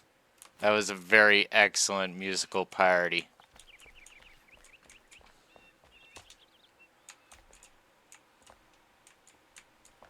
The fuck? The fuck? There's white shit in the air. Fuck. Yeah. It's actually getting towards that time of the year, too.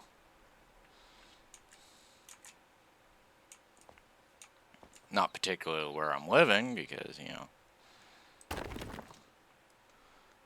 got the wonderfulness of not having to shovel rain where I currently live. But, yeah, still nonetheless. It is that time of year.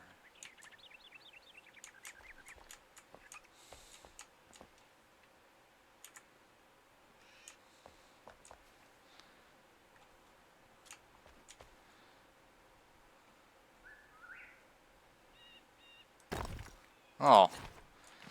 It's, one, it's decent. It was a decent parody. And two, you know, culture.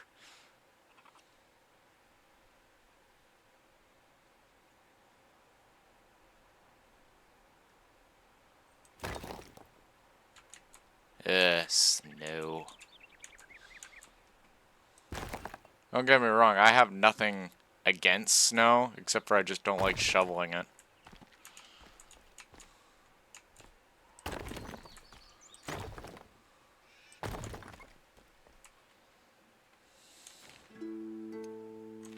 Which is why I live where I live. Don't want to have to shovel it.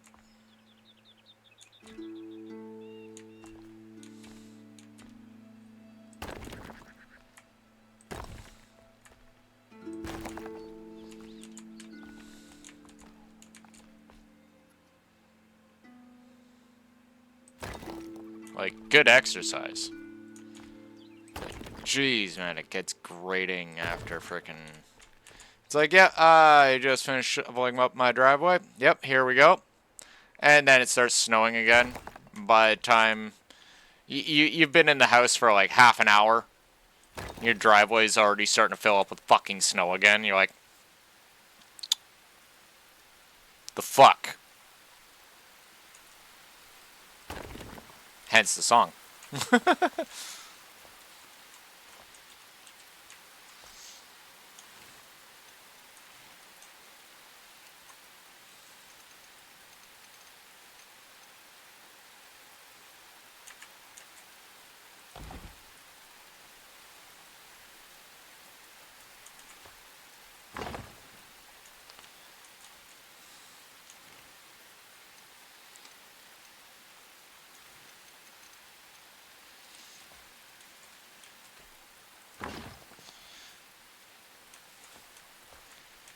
It's funny because people say they like are always like, "Oh, I wish I had snow like that," and I'm like, "You say that, but I don't think you actually mean it."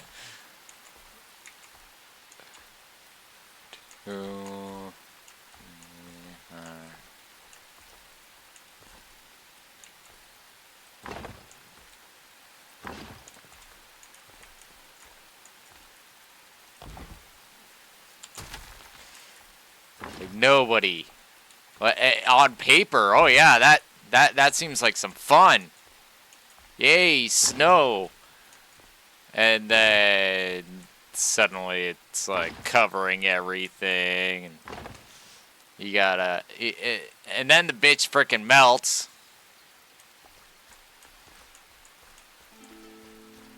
Well, summer is like a whole other kettle of fish. Like,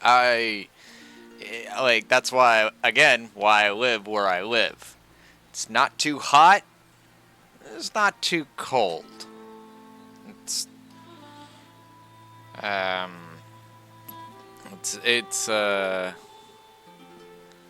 in the middle.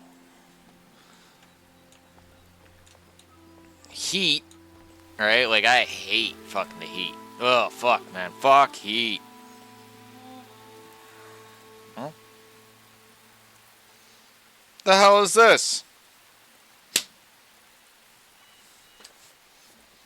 Dead is what it is.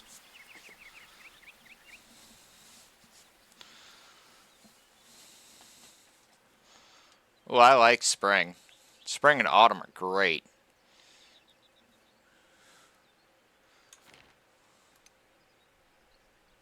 Oh, no, I think I like spring just as it's about to become the summer. That perfect medium temperature. Autumn, it just starts getting progressively colder, and that's not very fun either.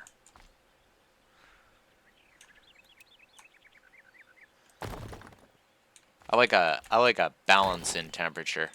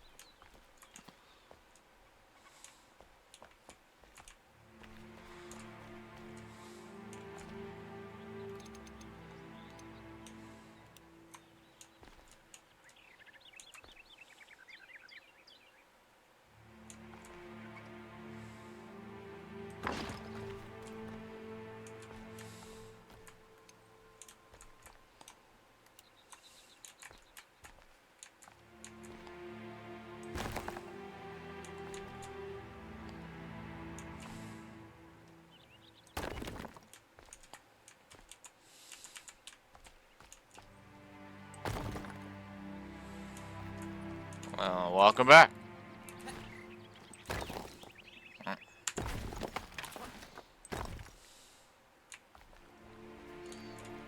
Ah, I got it.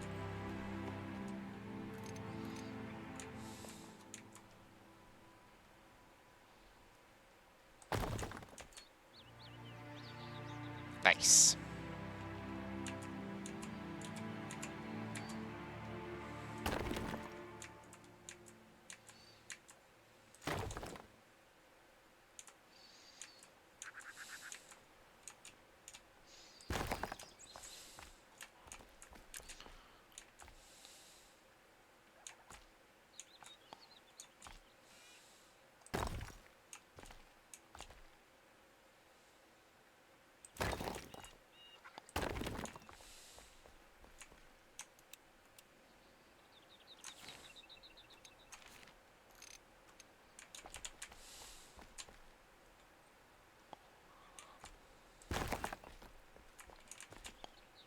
Oh, oh.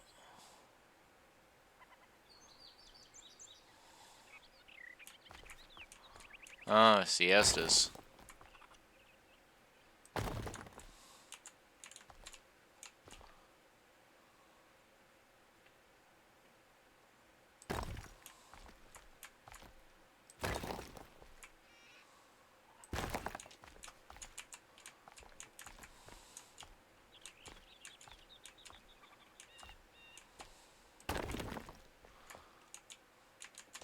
Provided I have enough AC and all that, I'm quite okay with heat. Like, if I have some sort of way of regulating temperature, I'm good. But holy crap. Gods forbid that I don't have a way to regulate said temperature.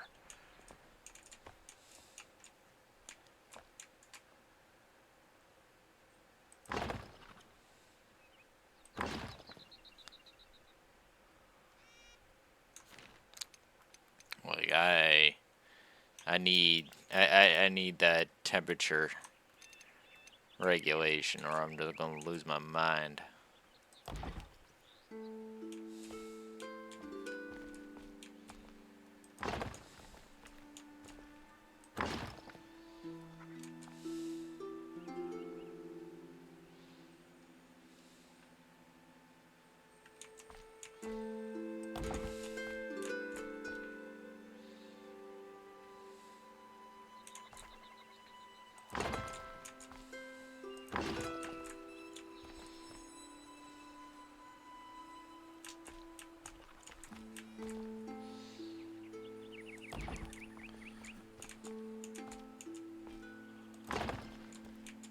Like when people start buying up all the air conditioners or whatever because it's hot and they want to frickin' try and make a buck off of all the poor schmucks that are trying to buy air conditioners, so they start scalping air conditioners, which is fucking stupid.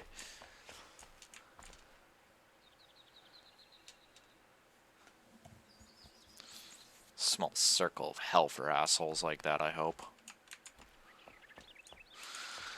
Let's scalp everybody's air conditioners. This is the best of plans.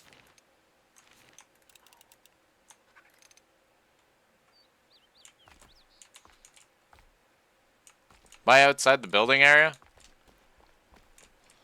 We're that high up now, huh? Well. Shit.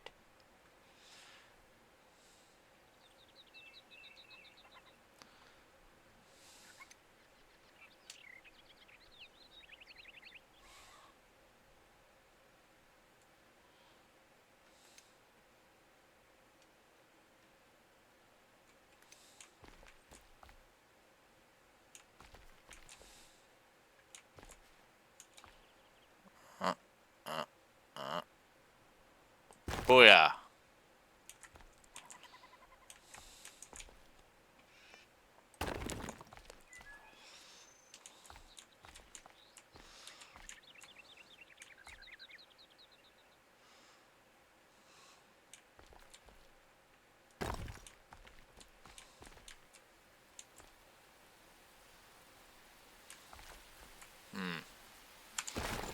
We're gonna have to measure this one out.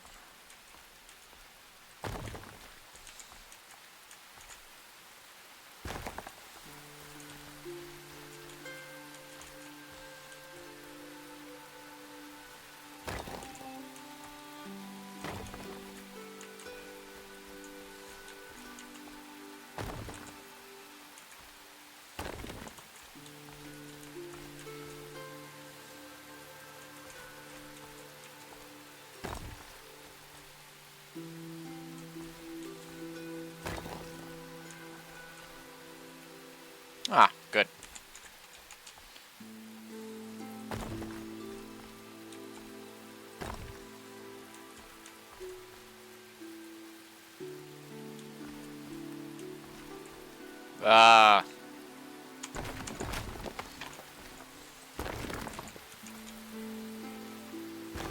Thought something felt a little bit off there.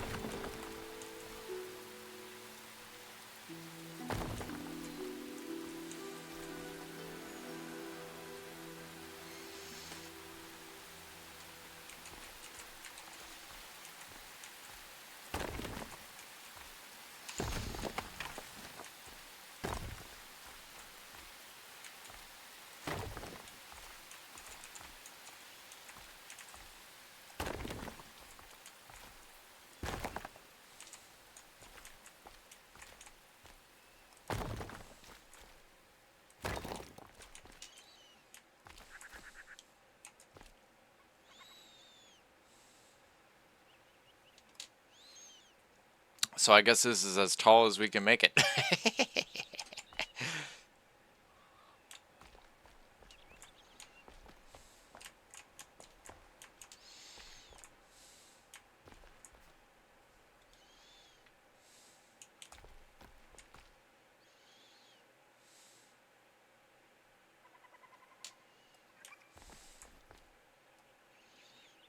Definitely gonna have to spruce up this top floor in one fashion or another, but yeah.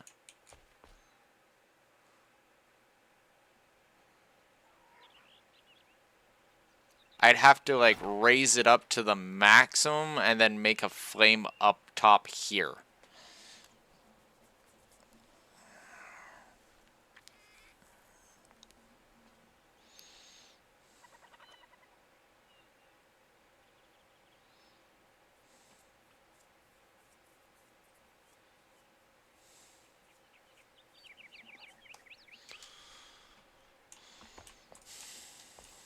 Already, this is pretty ridiculous.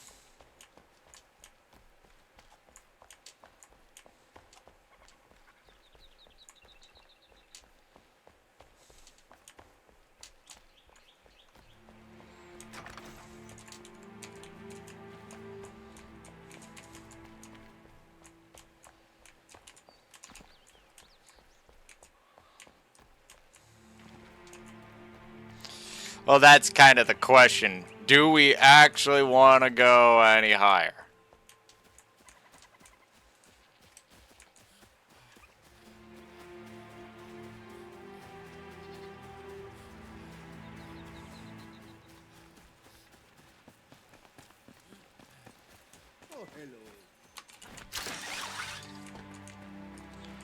Like, seriously, that's already pretty fucking tall.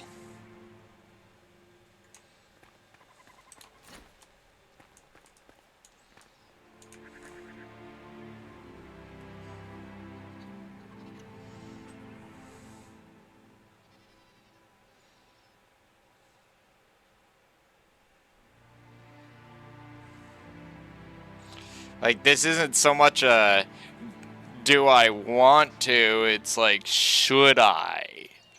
Because at this point, that's fucking ridiculous.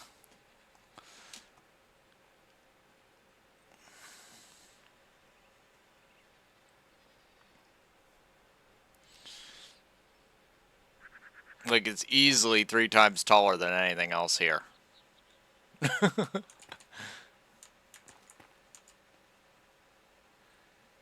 Pretty fucking imposing, yep.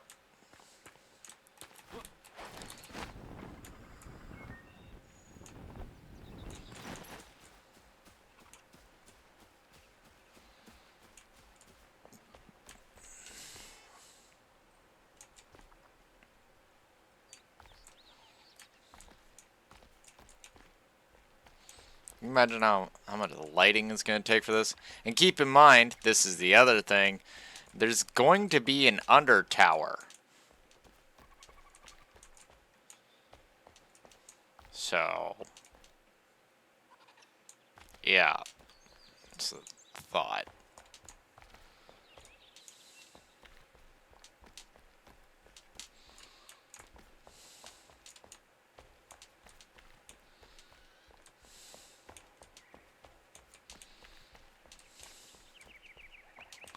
Which I'm actually still thinking about on that note because holy crap, this might be a bit much right here.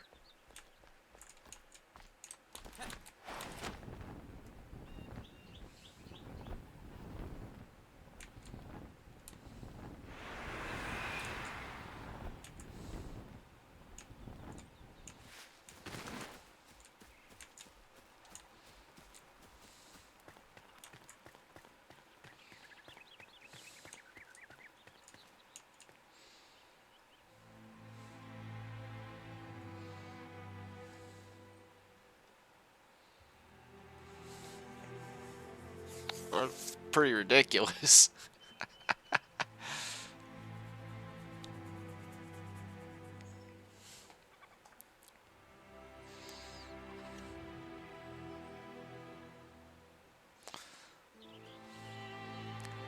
Yeah, that's kind of what I'm saying too.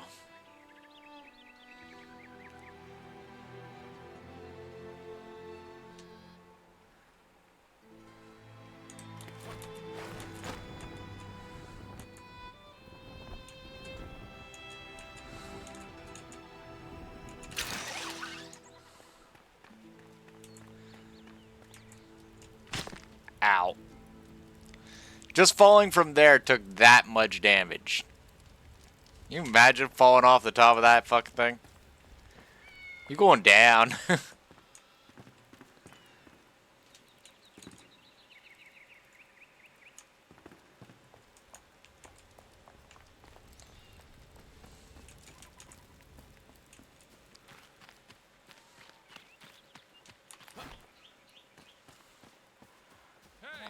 I'm pretty sure we're already, like, unanimous in the, thought process that that would definitely kill me. But sure, why the fuck not?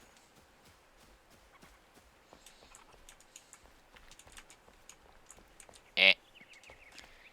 Eh. Eh. Eh.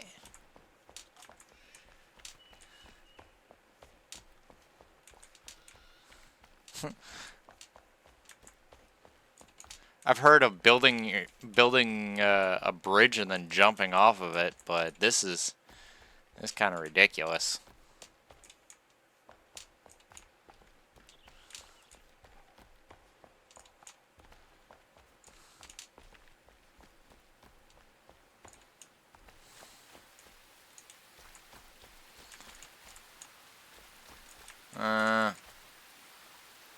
Here, I suppose. Eh. Oh wow.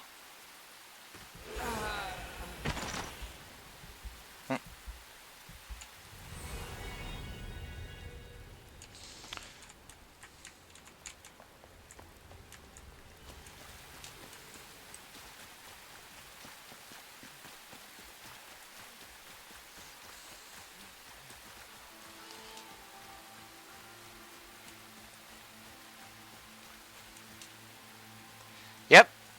You have long enough to say, "Oh fuck," as you fall off the side.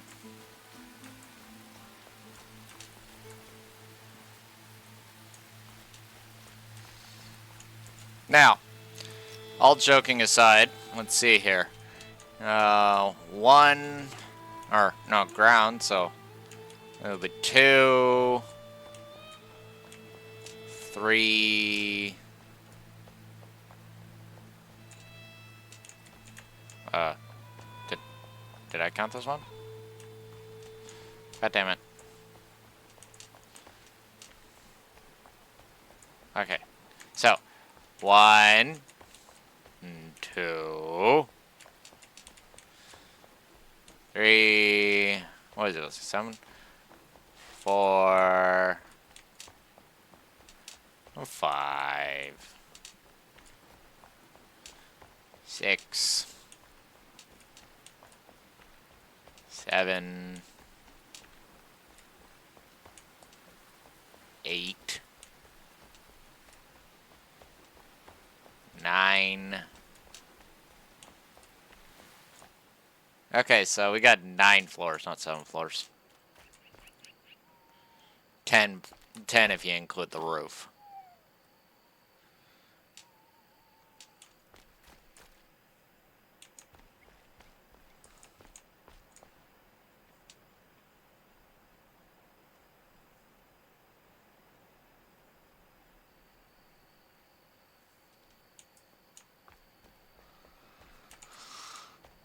So, let's see here.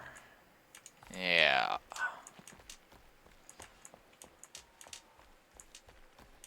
I have to go get a tester. I'm thinking 2 per floor, so what?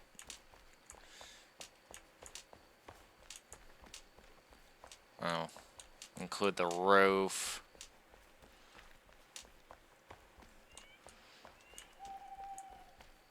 So about 20. maybe 18 torch. Oh, let's include this room. So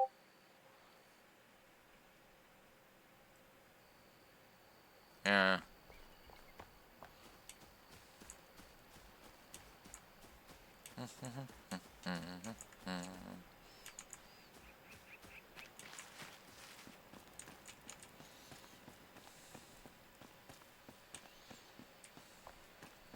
Not to mention the front door torch.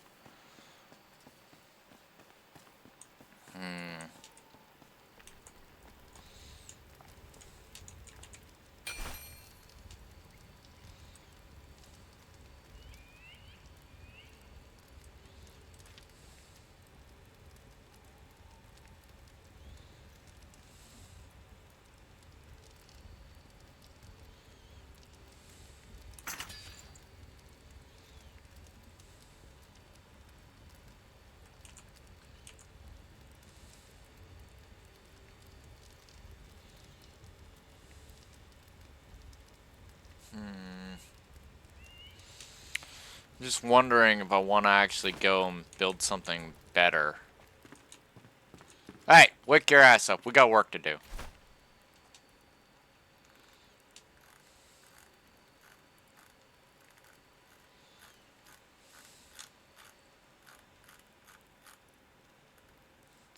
Here we are.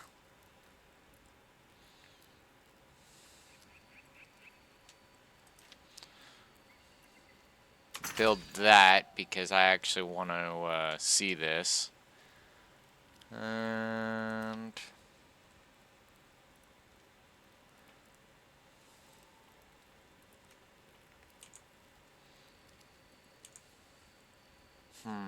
lamp.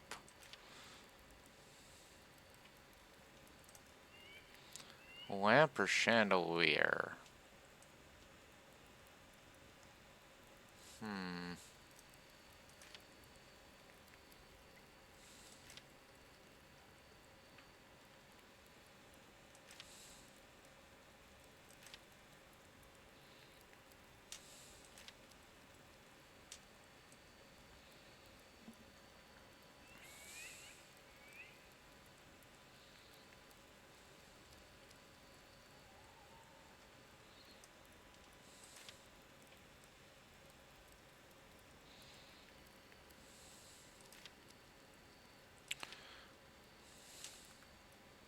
Got to get more luminous growth if we are going to be doing such an endeavor.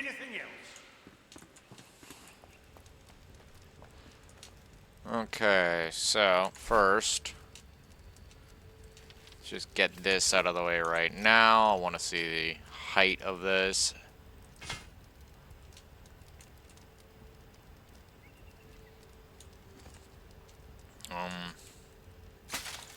It's hard to tell if this thing's even making any sort of light at all.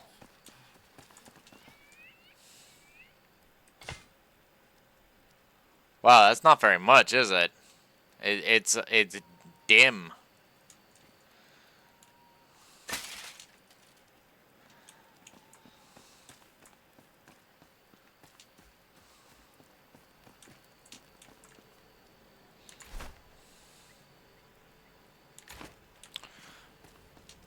Yeah, I was expecting this first to be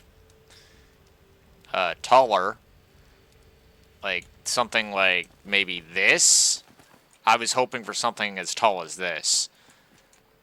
So, there's that. And then on top of it, it doesn't seem like it's actually... Yeah, need to see... Like, I'm assuming because this looks the same, that it's going to be the same. Alright, let's build that.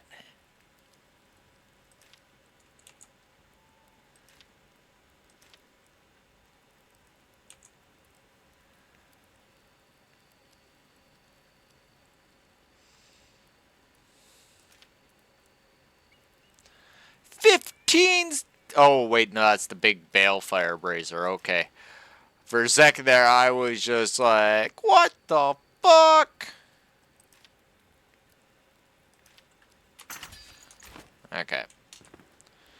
So, that can go right there. Let's try out this one.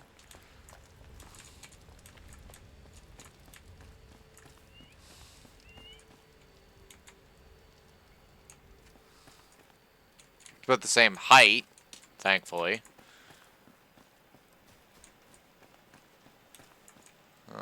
We'll try it right here. Okay, that's pretty good. We're going to require steel for it, but, yeah. Not outside the realm of possibility. Thinking we'll definitely build those for the new street lighting. Now, for the next thing. Let's take a look at this little number. Oh, that looks nice. Let me pick it up. Let me pick it up. Thank you. Okay, so, yeah, definitely going with these wall brazers. Look a lot nicer than the torches.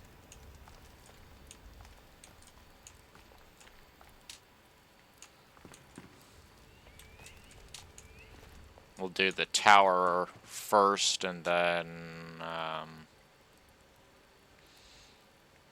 yeah, we'll go from there. We're gonna have to, like, get a lot of,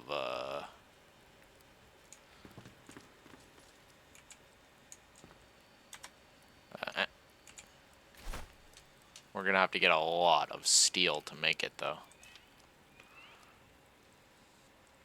Oh, wait, no. No, we don't. It's flammable goo that we're gonna need.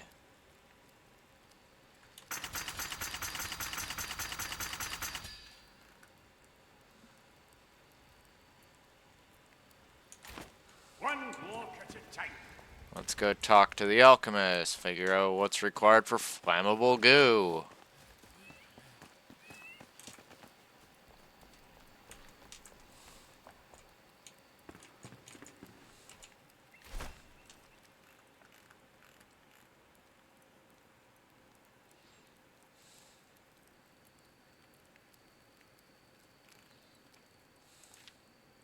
That's goo-goo. But we need the flammable goo-goo.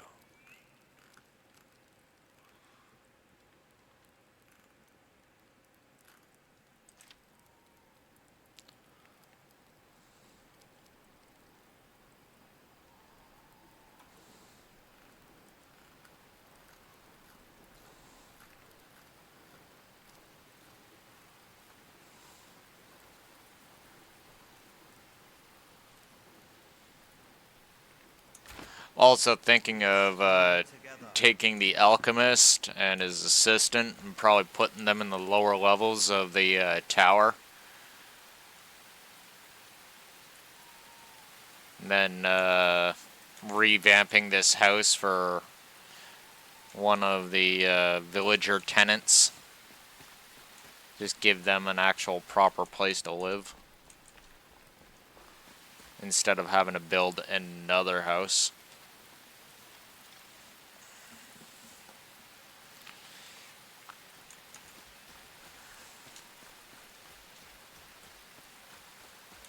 In fact, actually, with the size of that tower, we could probably put in a few people. Give them all their little individual rooms. Classify them as the help.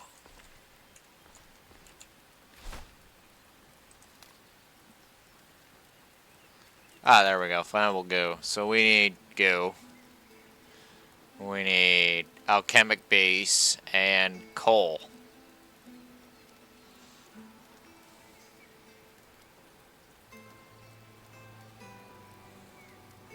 I'd almost say that it'd be better just to go and ransack some towns and stuff in the mountains to provide what we need. instead of, you know, go ransacking instead of having to make it ourselves. Because that seems like a fair amount of nonsense. Dog.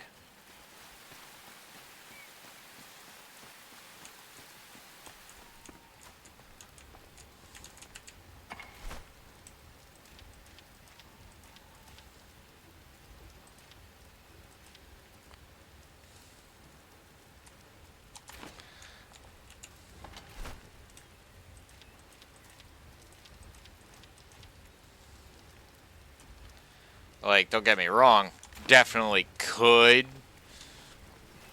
turn around and just unleash unprecedented amounts of nonsense.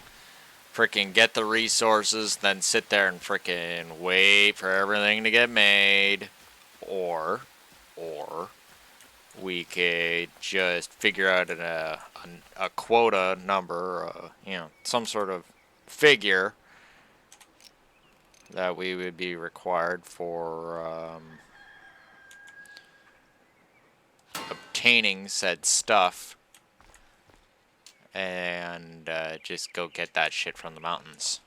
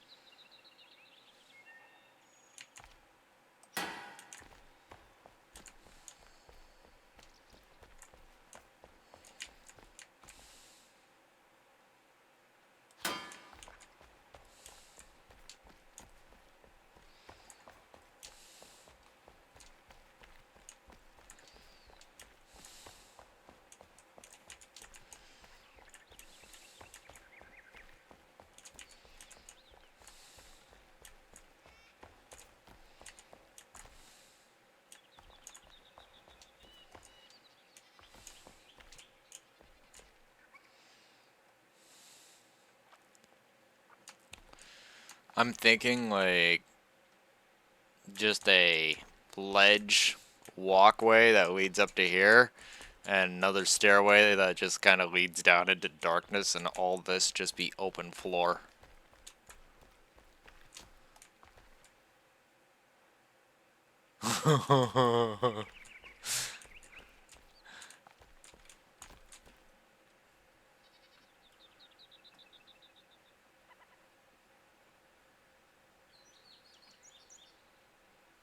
We're also gonna have to go down underneath and navigate a section of catacombs over to the under tower. That onto itself is going to be interesting.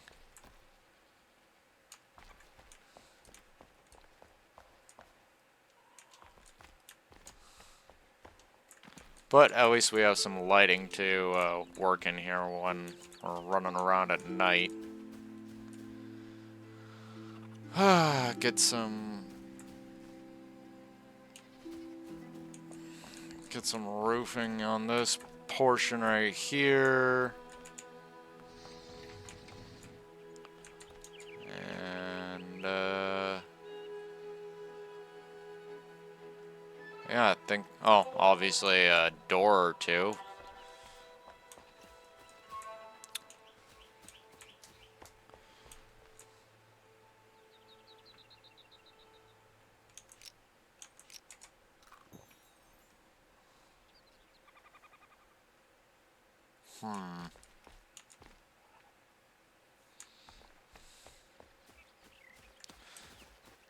So let's go examine the logistics behind having to make the flammable goo in comparison to just going out and ransacking.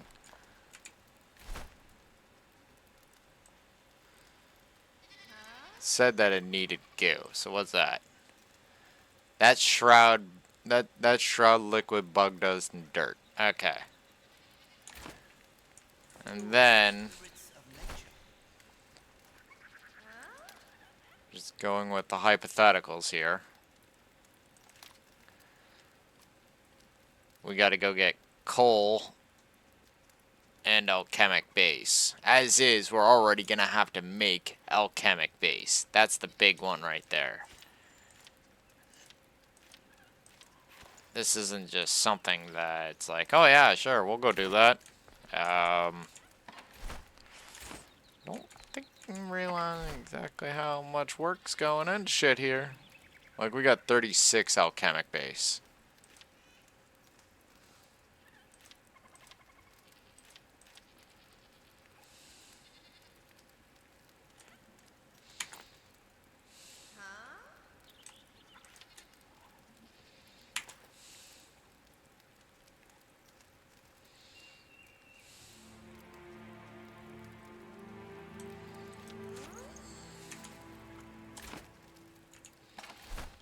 It should actually be in here. I don't know why it's down there.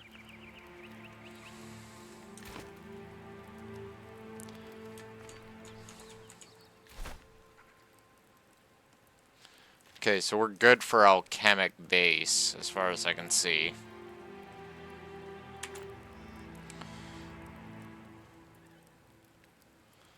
But I'm still thinking that ransacking would be a better plan.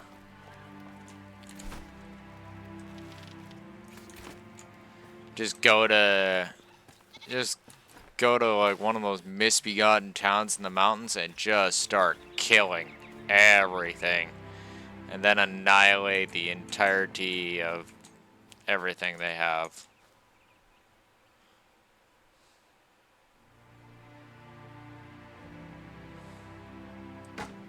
There we go, put that right there as a placeholder and a marker for nighttime traversal.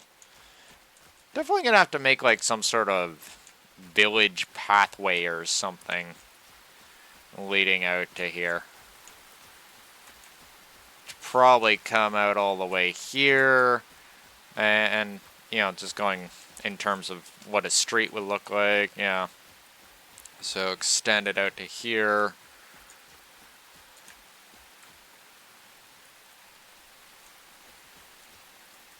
Because we're probably gonna end up having a building or two.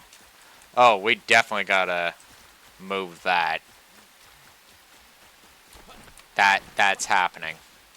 Come here, you.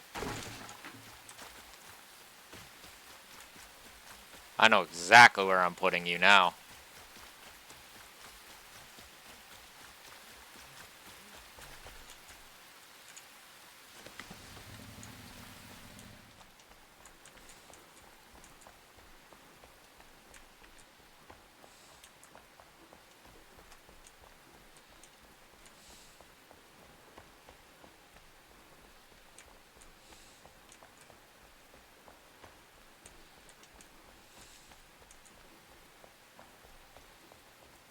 This is happening.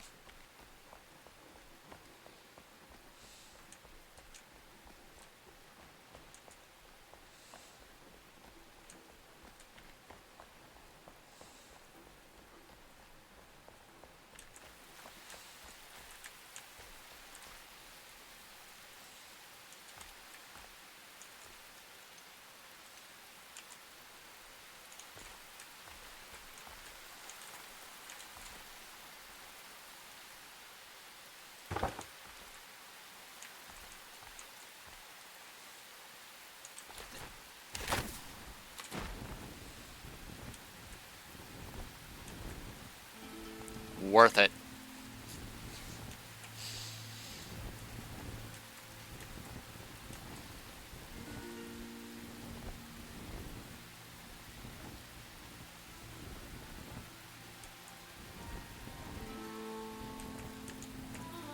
Wait a second, what?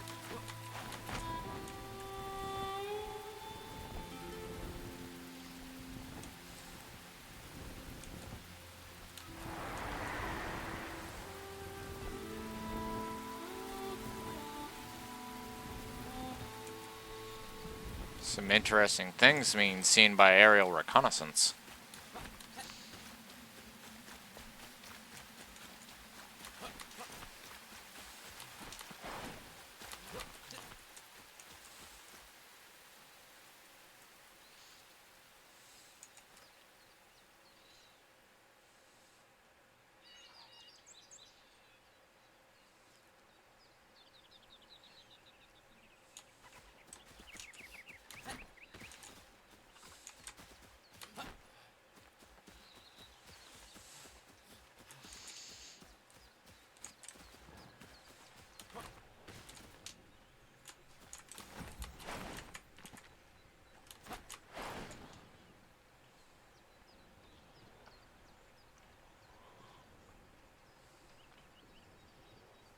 Thought I heard something.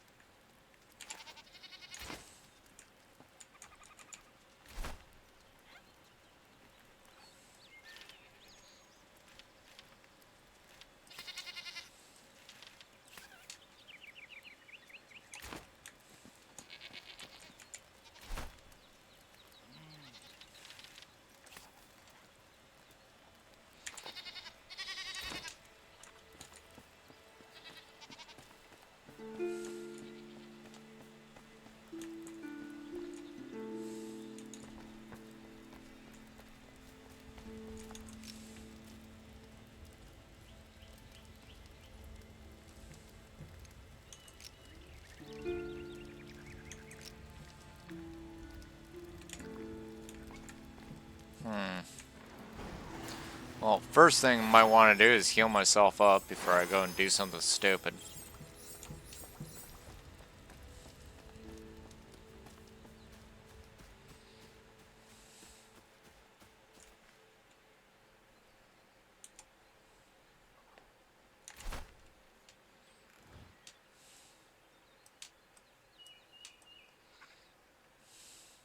Now, where is a place that I can ransack the living fuck out of?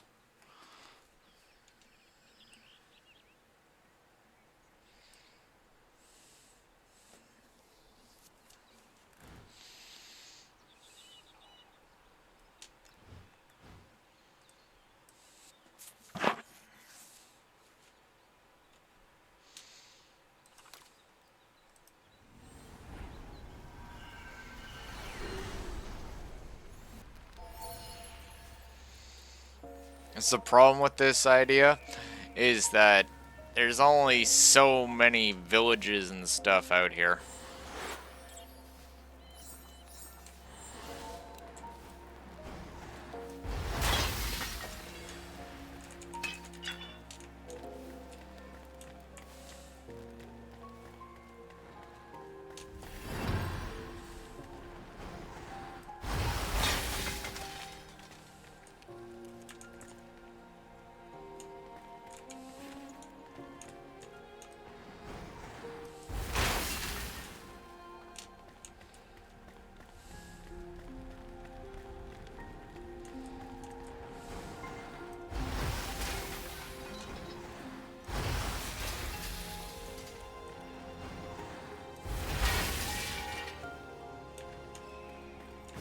paper.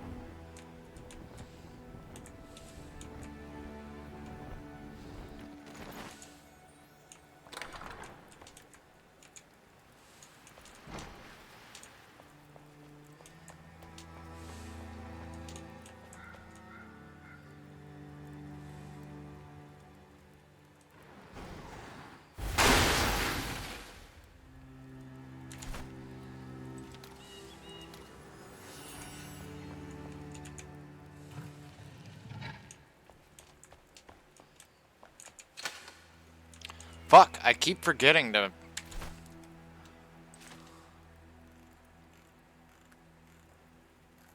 make the stupid ass lockpicks.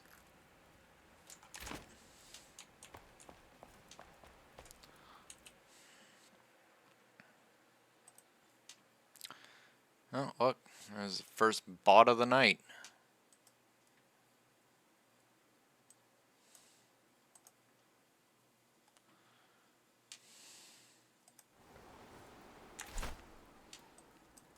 Alright, let's go get some frickin' lockpicks because I'm sick of not having lockpicks and always ended up like, oh, I need lockpicks.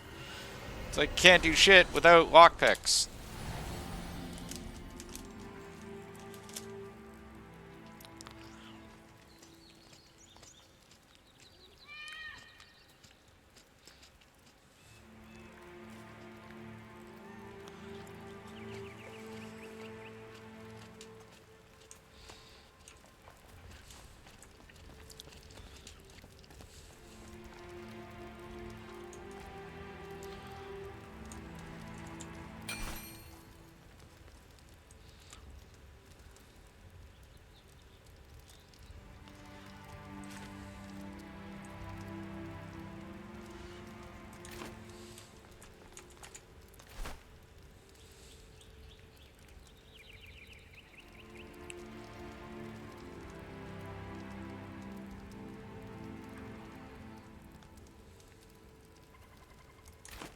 You've got a good eye, Flameborn.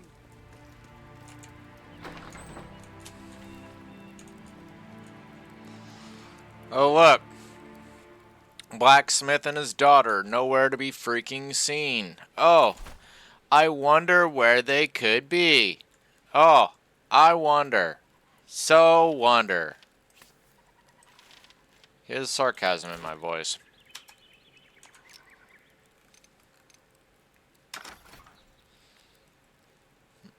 How many are not placed?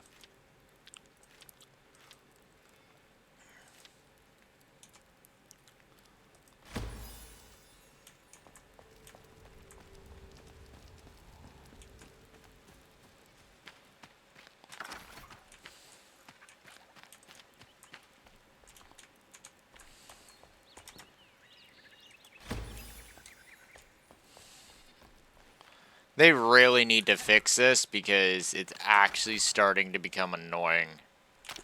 I should not have to go searching on this grand scavenger hunt of bullshit to find people that are a part of my village. They should just be there.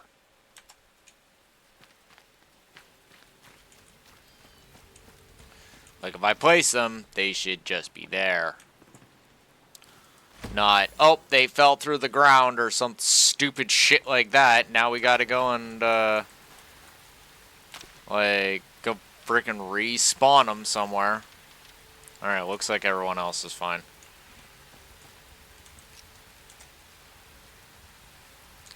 It's a small thing, but it's just annoying.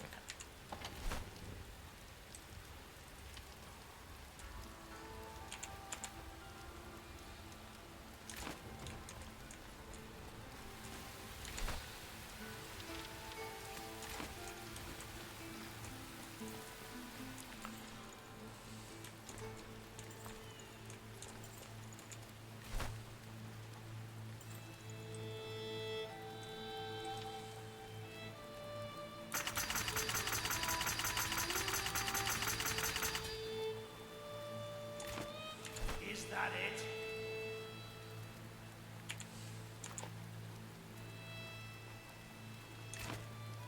Is that it? Though, to be fair, with the way that guy keeps talking to me, I wouldn't blame anyone for not wanting to summon him in, because he's an asshole. Like, he's just always like, meh. Is that it? No, I'd like, medium fries, and, well, I think I'll take a large shake.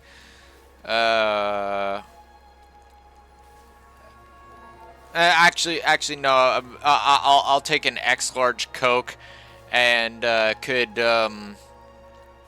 you make sure that there's no ice in that?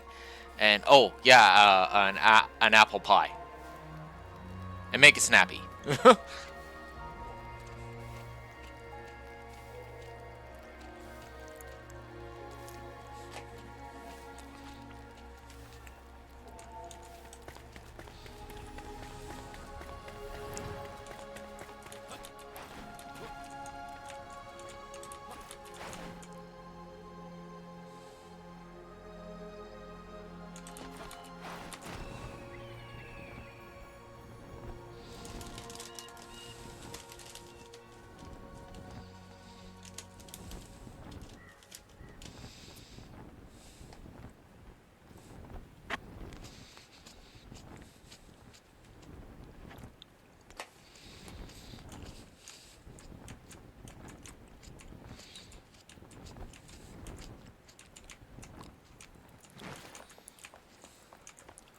Sup, asshole?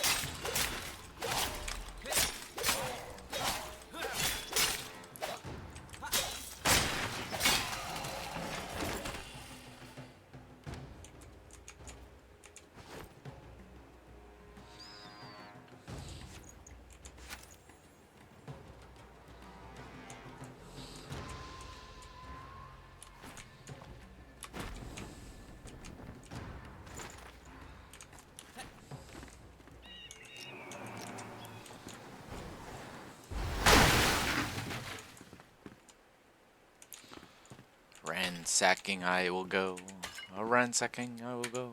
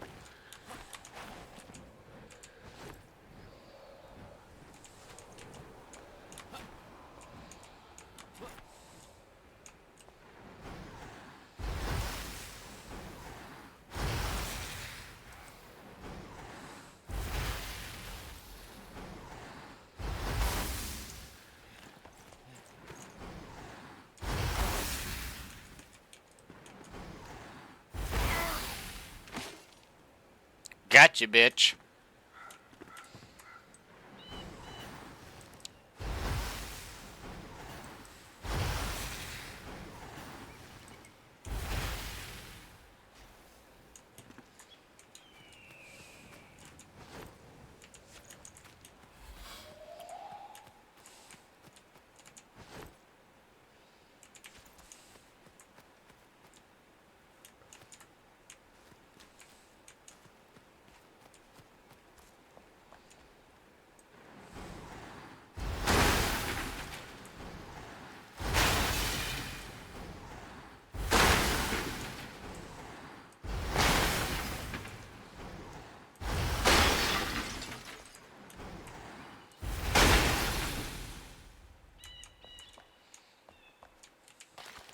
That's what we're looking for.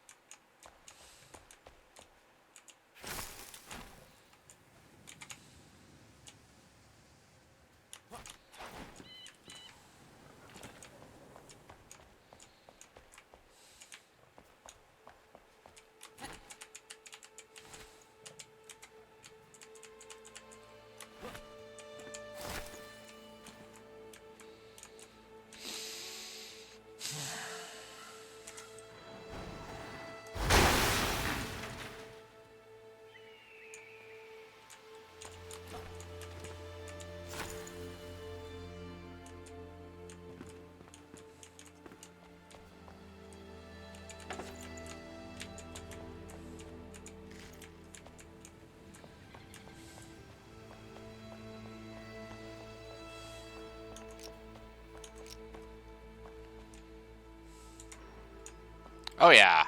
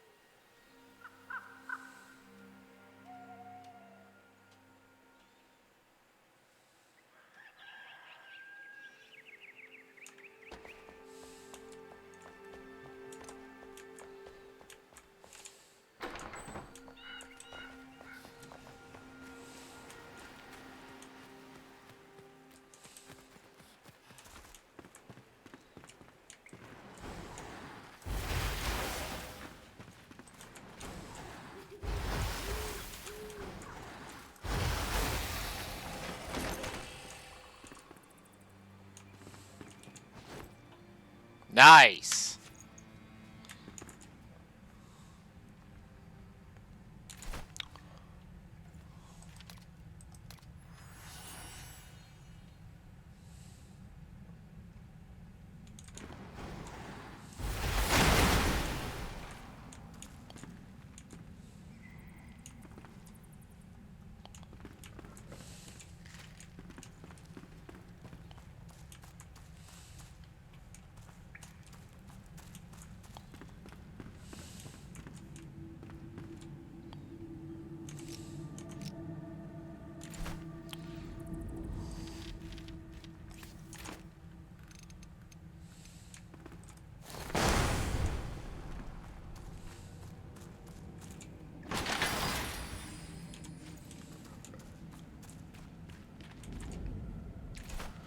So let's see here how much I got. I got 20 at this point.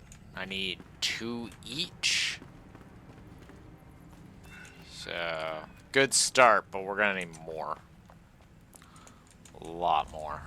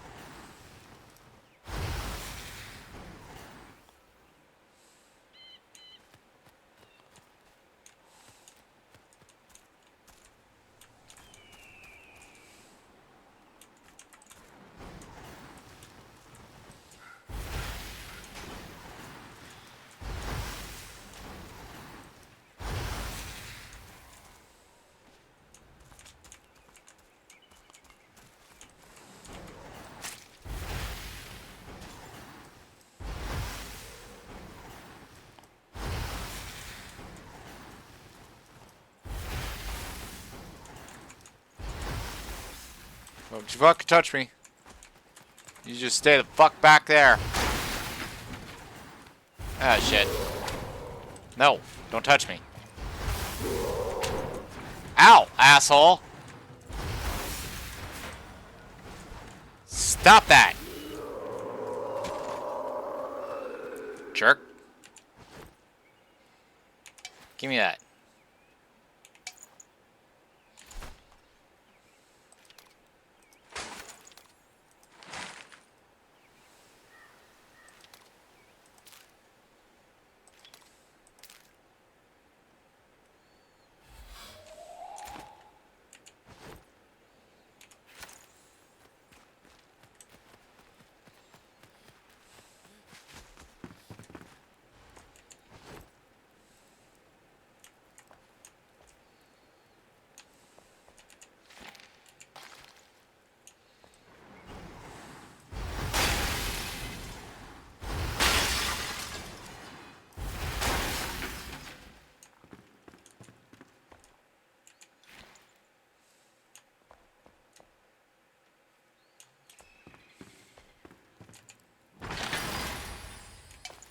Oh my god.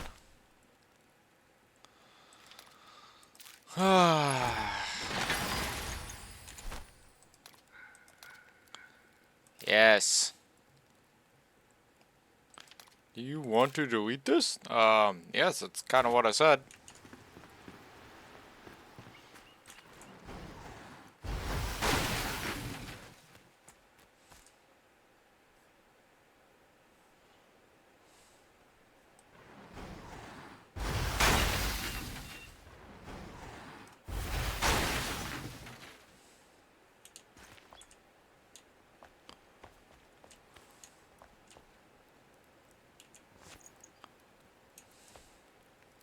Dried fur. A lot of fucking garbage.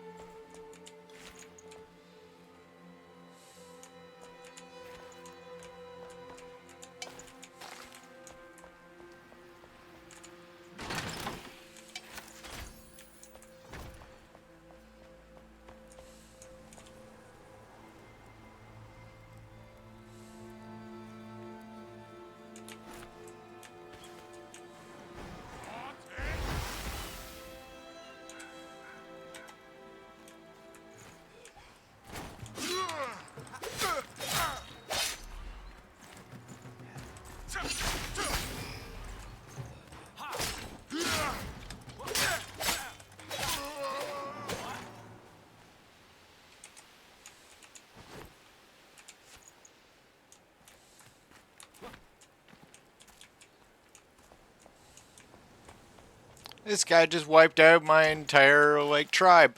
What am I gonna do? Oh, I'm gonna challenge him.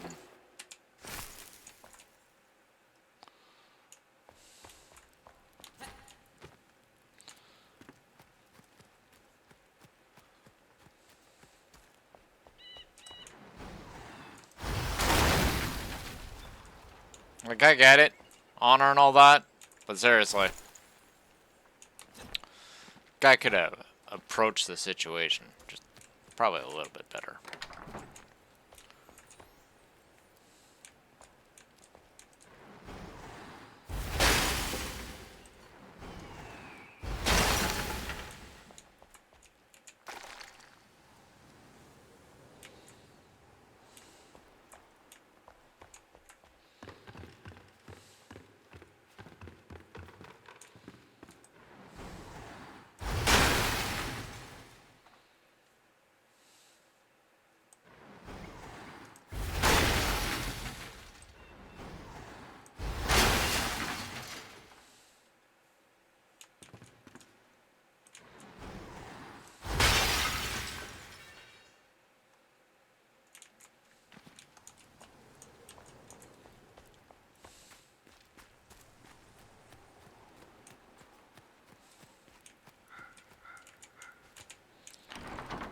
Sup?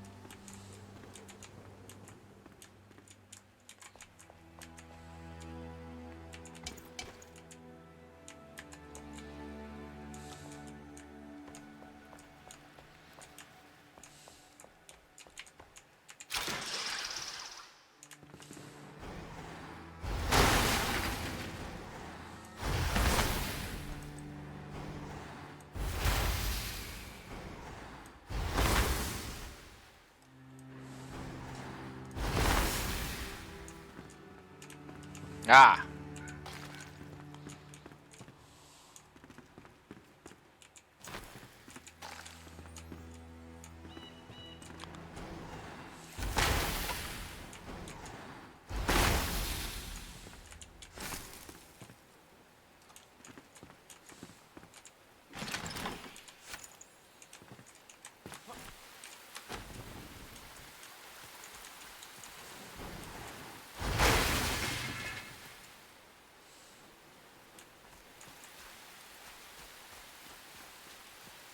Oh, let's see here.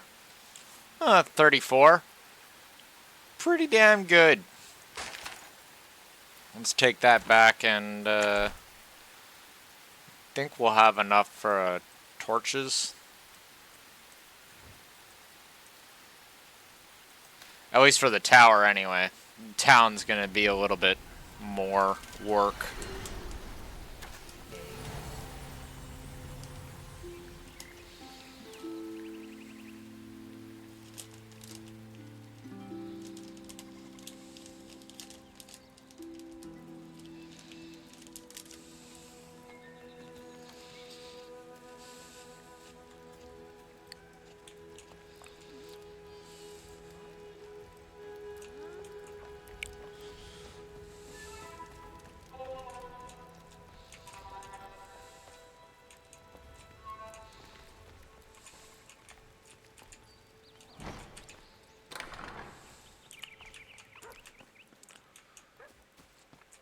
Where is that short little bastard?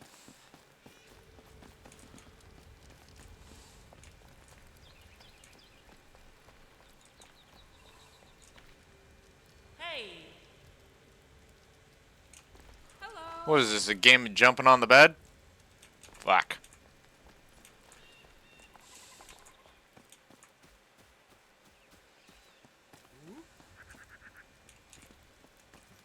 Hey. Hello.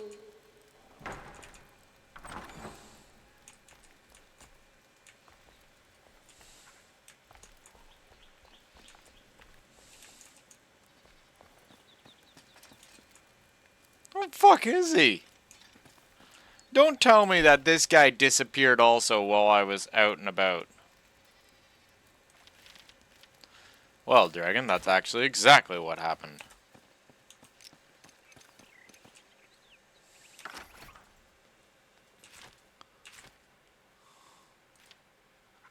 Oh, apparently he's somewhere around. Don't know where that where would be. He just decided he was gonna hide in a corner.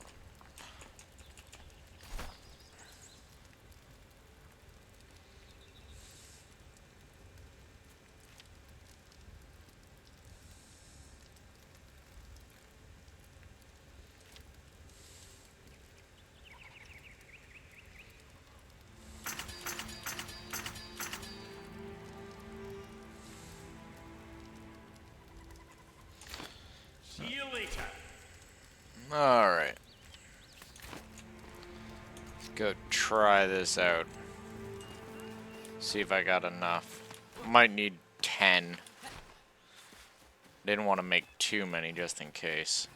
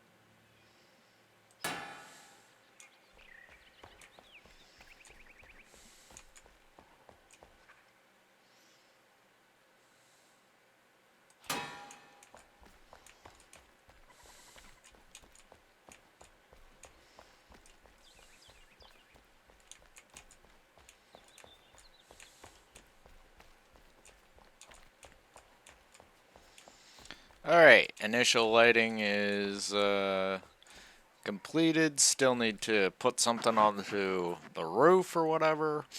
But yeah, it is done.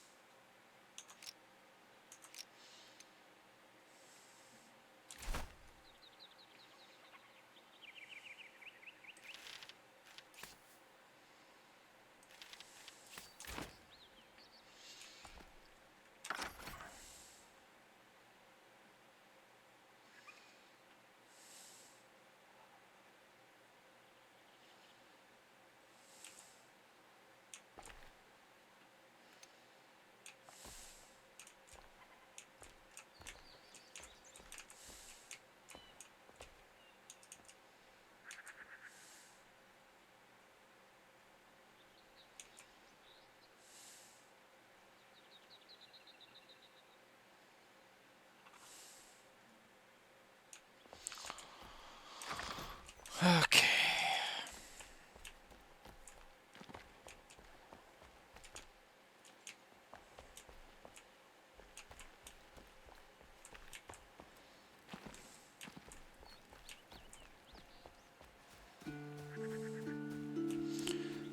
Dump out this excess, go and set up all the stuff, flip my food over.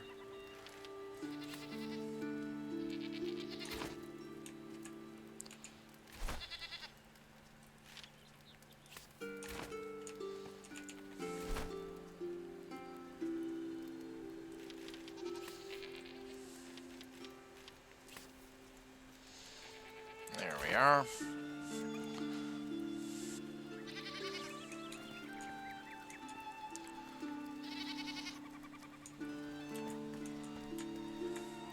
Okay.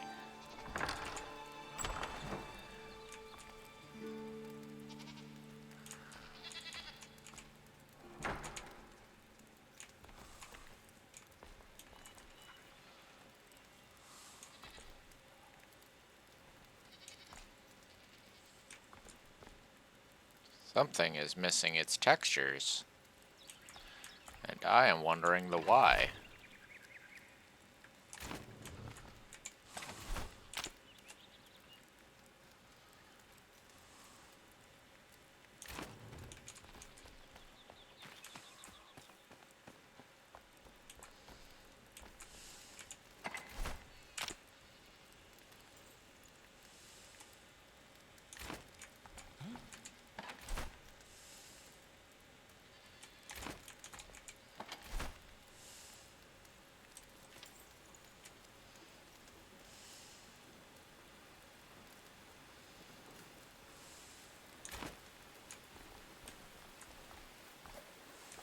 Bruh. Move your ass out of the way. Move your ass out of the way. Oh, enraged. Enraged.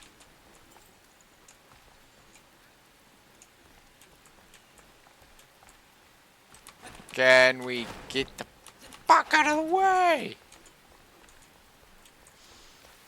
Come back to that later.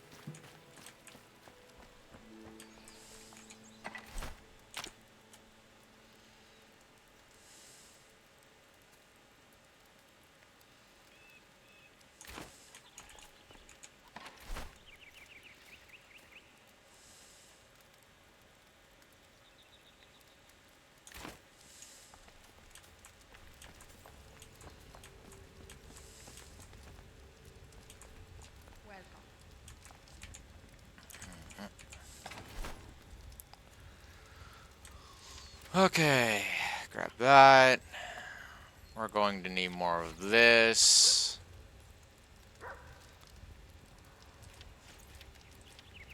We'll go and grab all that.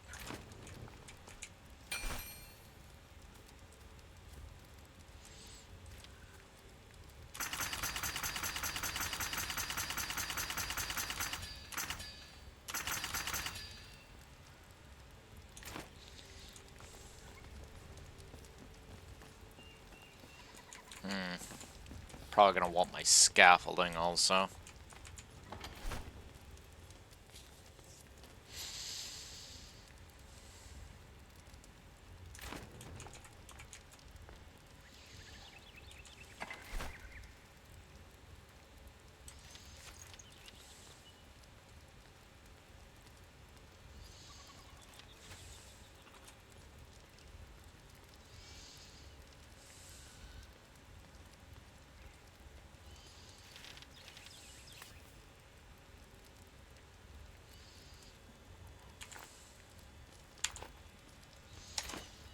Alright, let's get to it.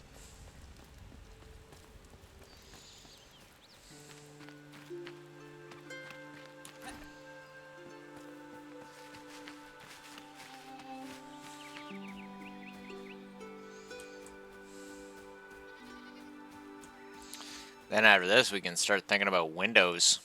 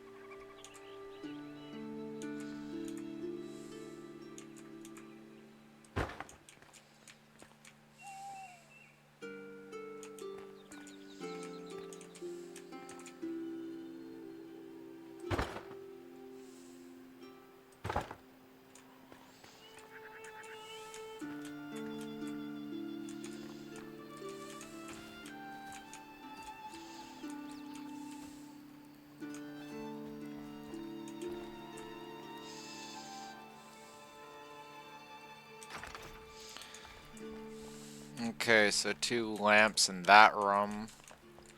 This room's okay. This room's okay. A little bit dark, but we spread out the lights, it'll be okay. Or just add another one. Okay.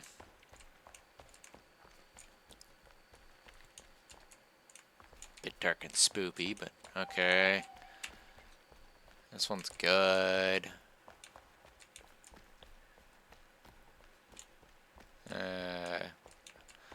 Reiterating the statement on the dark and spoopy. Okay.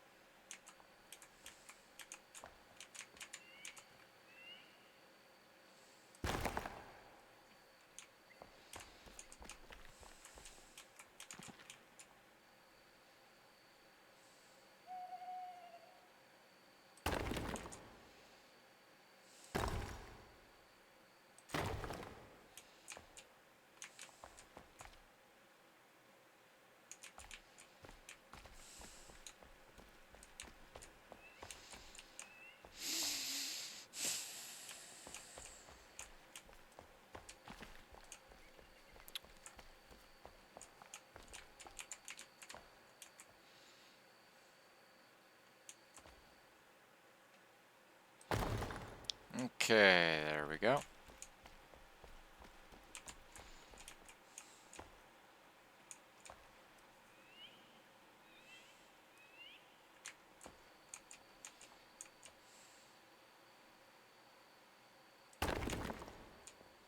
Yeah, that's what I thought.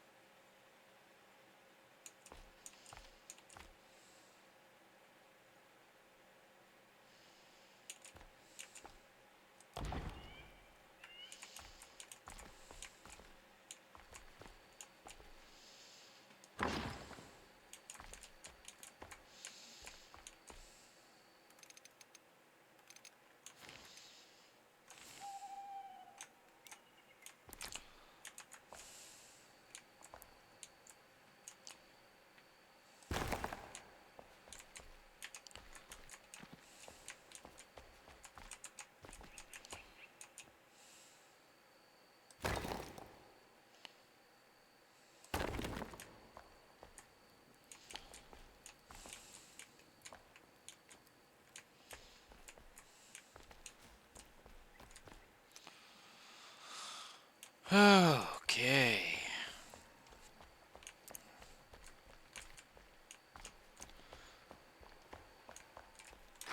Got the roof handled, got the stairwells handled.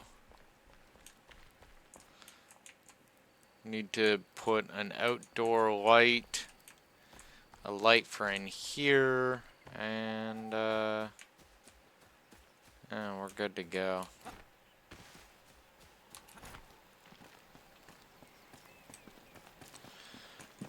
Start looking into building windows and shit.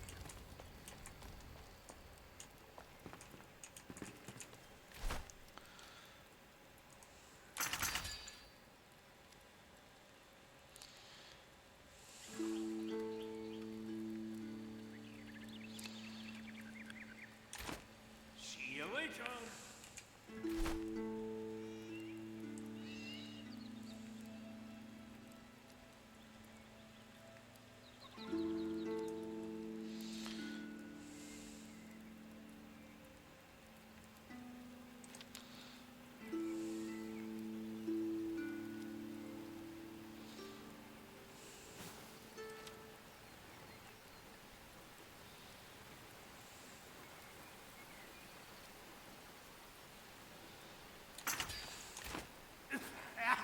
Oh, sawdust.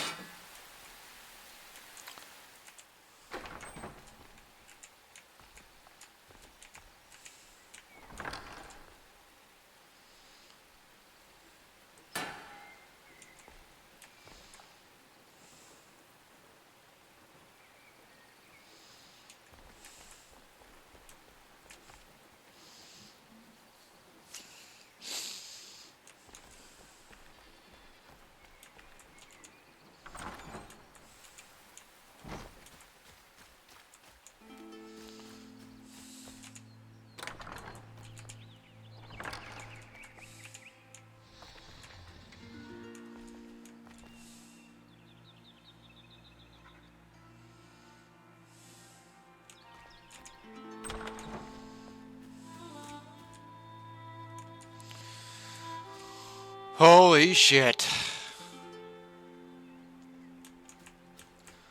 Okay, so, 6.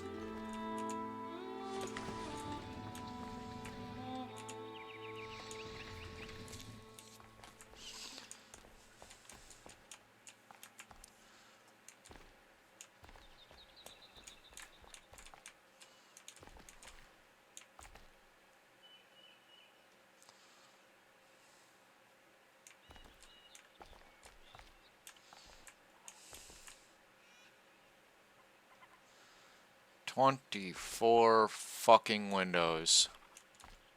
Just with this little section alone."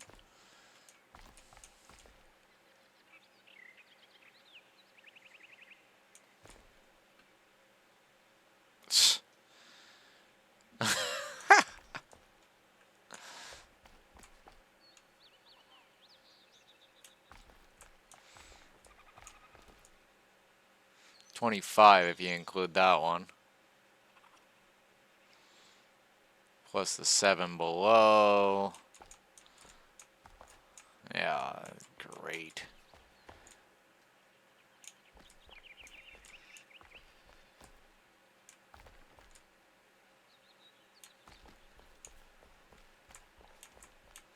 So,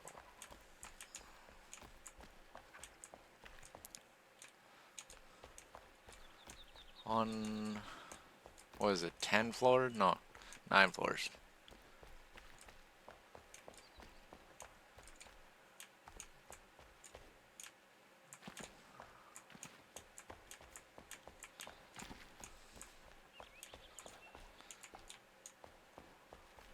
One, 2, 3, 4, 5, 6, 7, 8.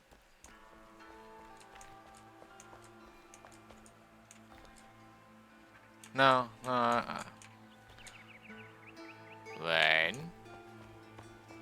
2,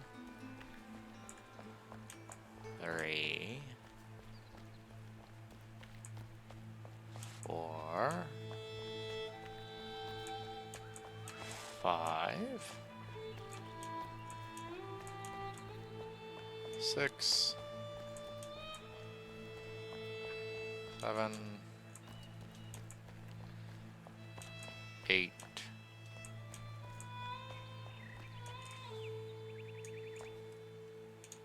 Is it really 8? Oh.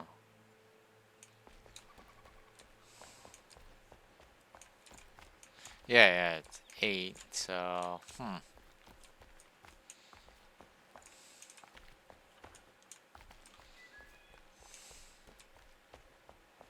Fucking A. So we're gonna need 200 windows. 207 windows.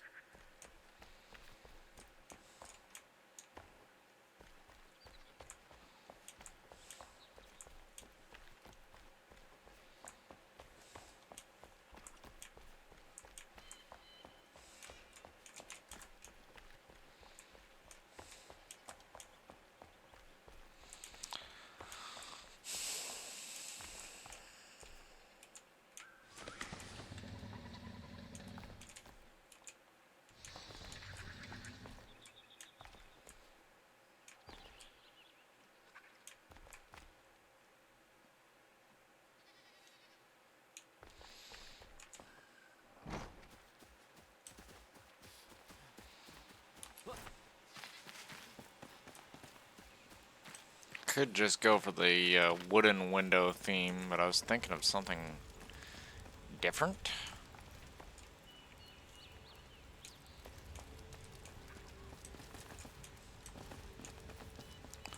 Where the fuck is this guy?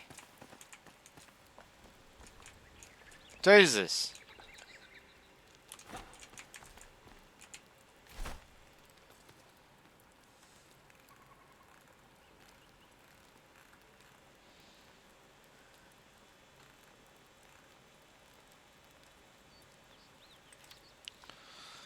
Do iron windows.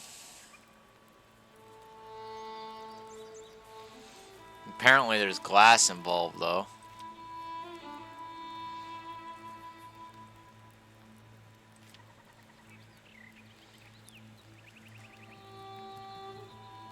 I don't want to do the full-on Boreal window, granite window frames. These ones. Not so much because they cost steel or anything like that. That's not the issue. It's that you can't see through them. So we're gonna need a fuck ton of glass and charcoal. Always a pleasure. Glass and charcoal.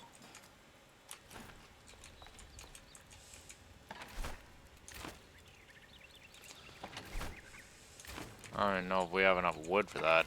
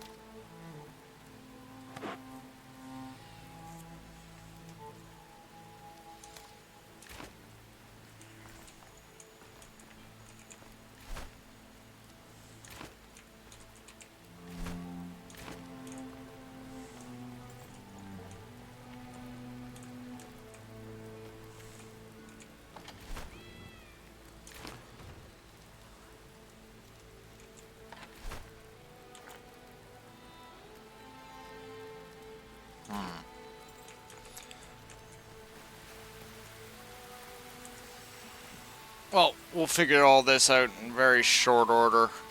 But I need to have a quick leg stretch and go make myself a coffee. So I will be back in a few moments.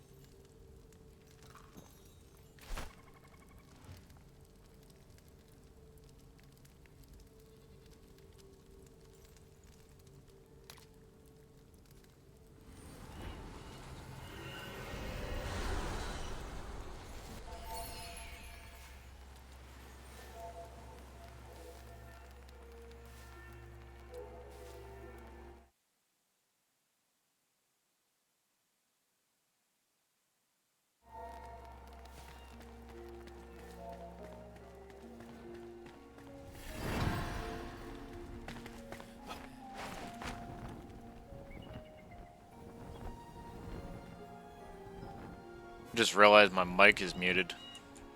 I think we're gonna go with coal instead of the original plan of just making charcoal.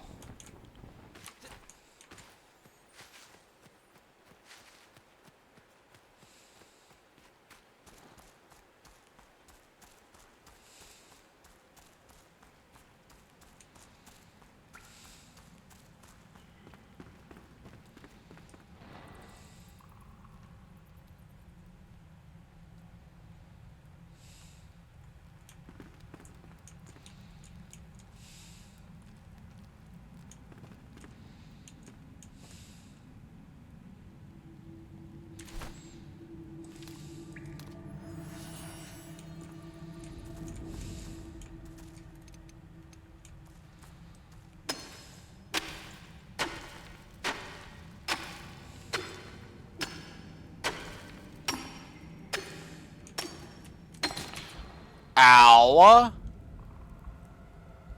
What type of treacherous nonsense is that?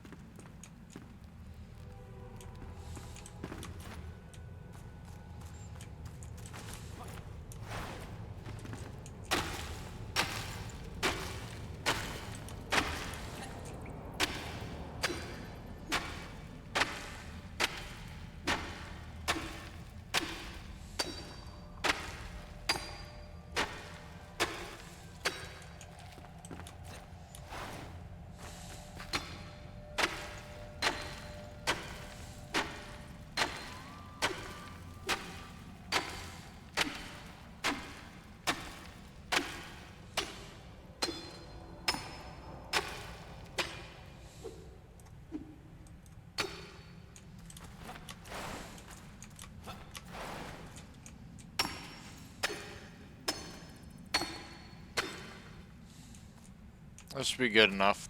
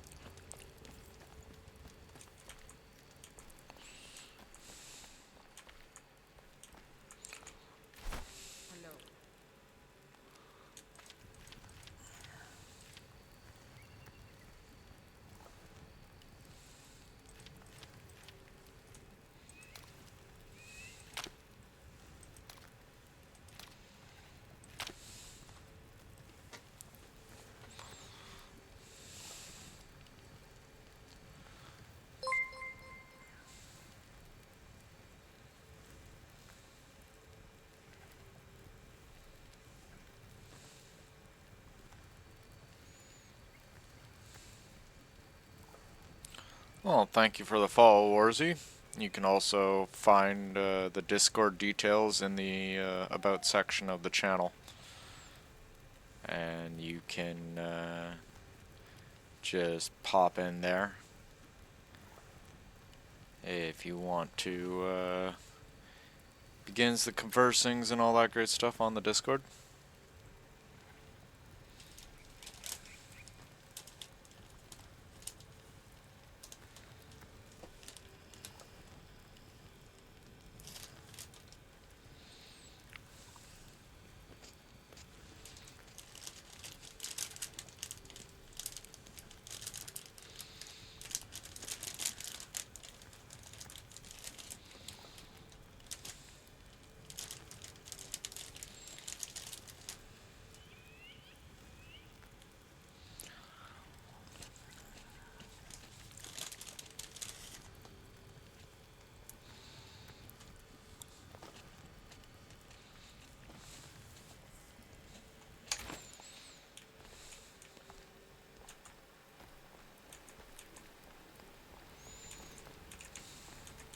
Yeah.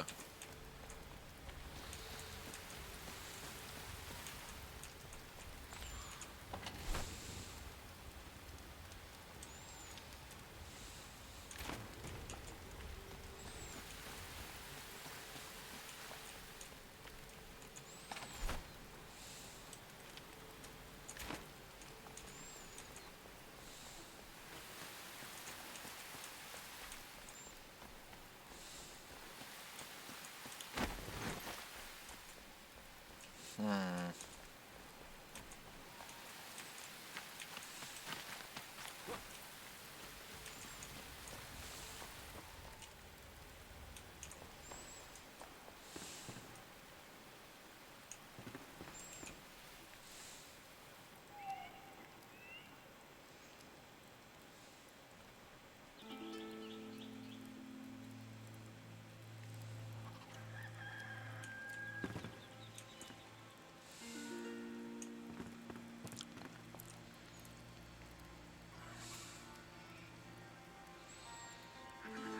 Fuck.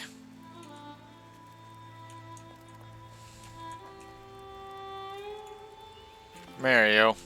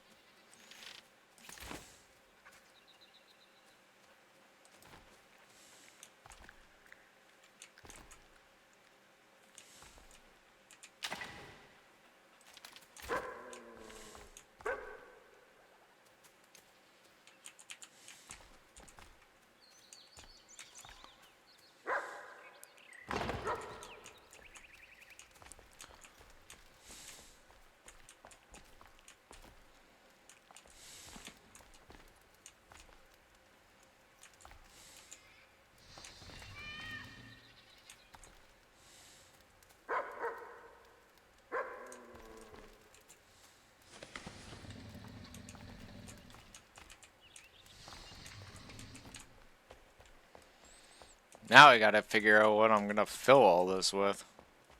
Stuff.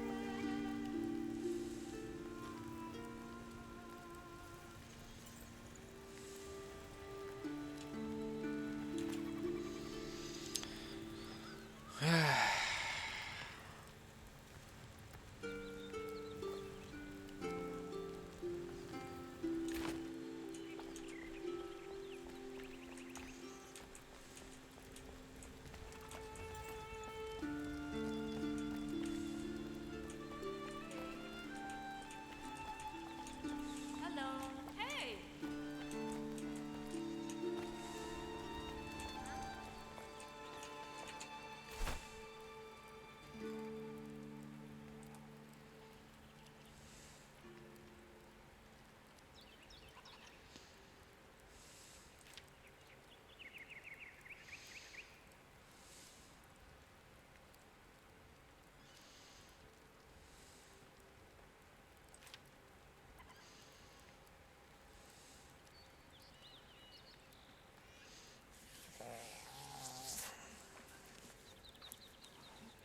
There's another freaking problem that just reared its ugly head.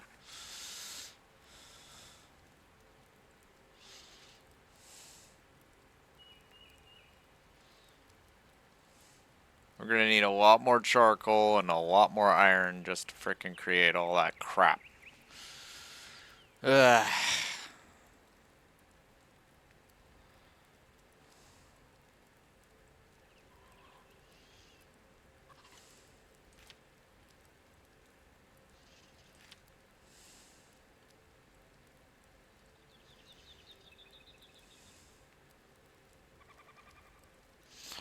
Really tempted just to make the granite window frames.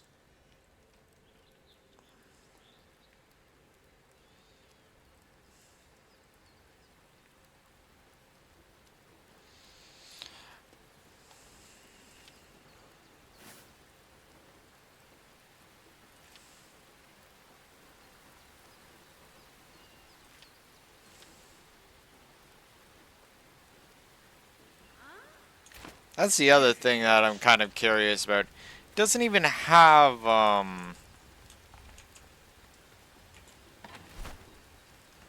we don't even...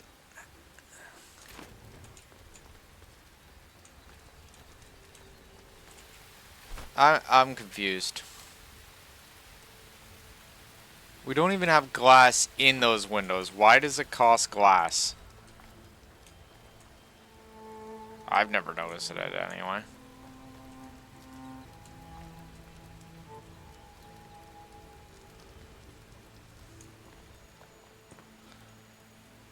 Might have to make some just regular window frames just to act as placeholders.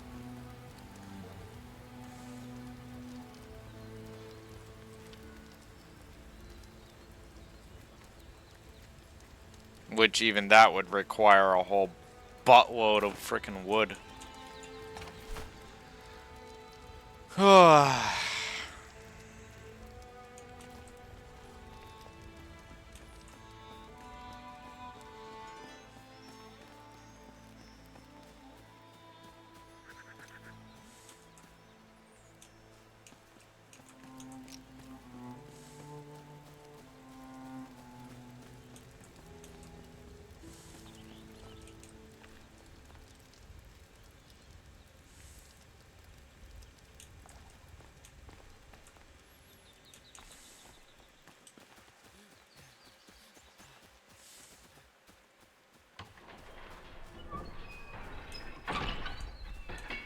The fuck? Hi. Why are you so far away from the base?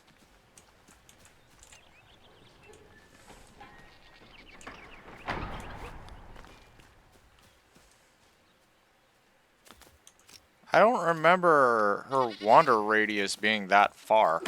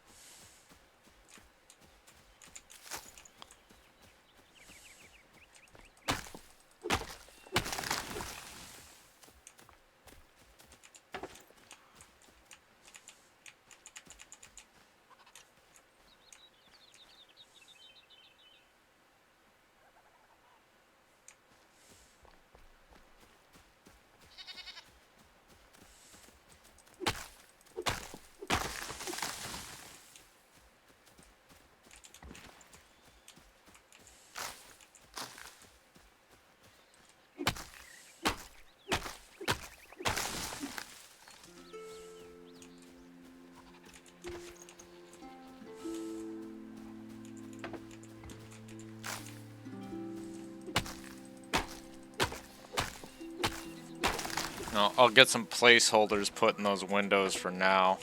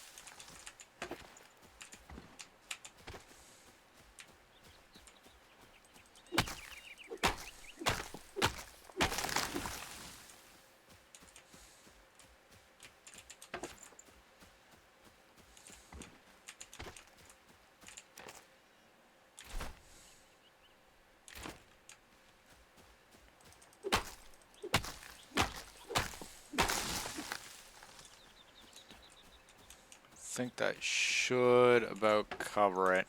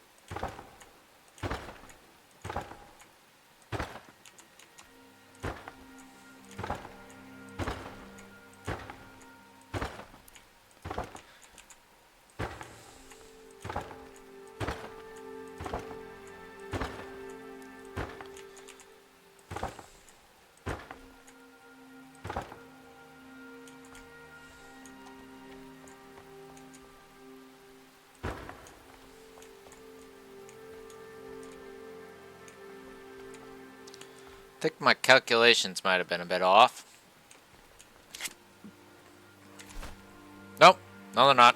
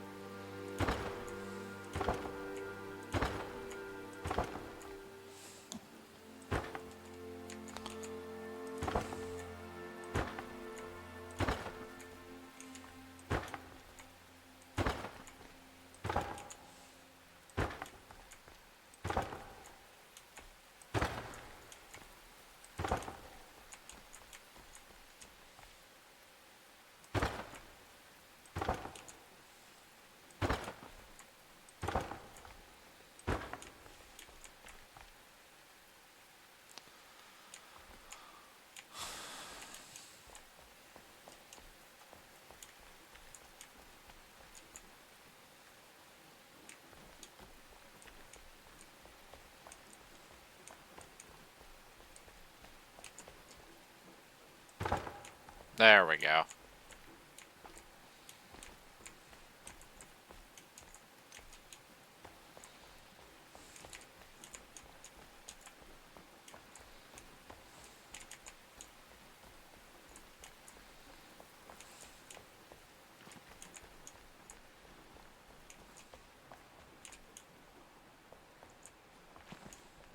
Looking a lot better.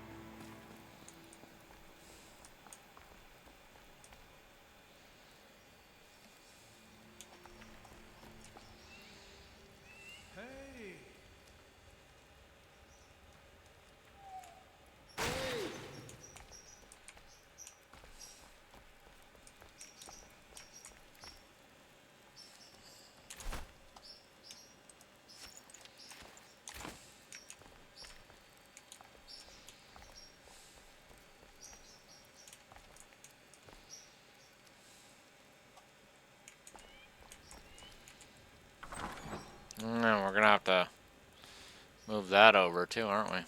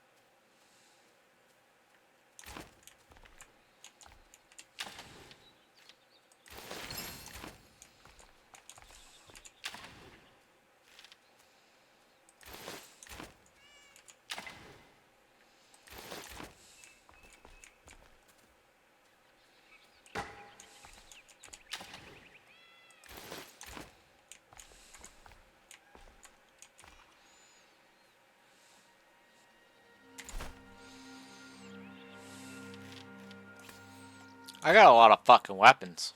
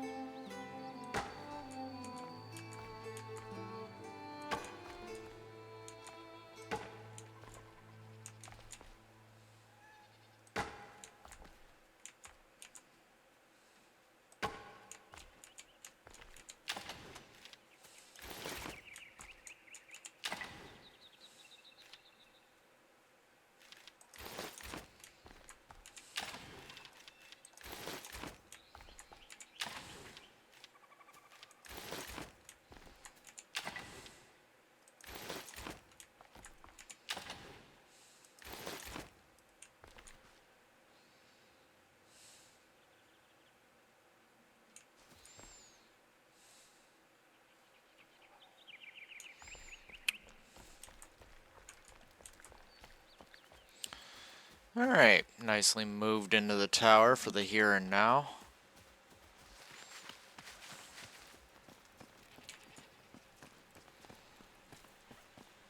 Think we can call it for now, and or call it here, I should say, not for now. Call it here, and we'll work on converting this building, to a tavern.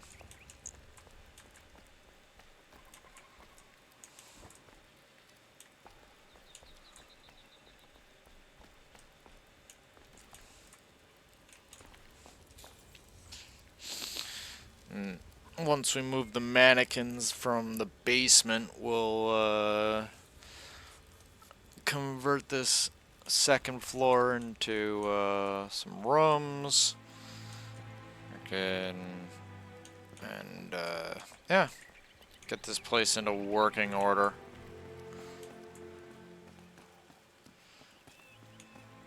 After that, we'll look into getting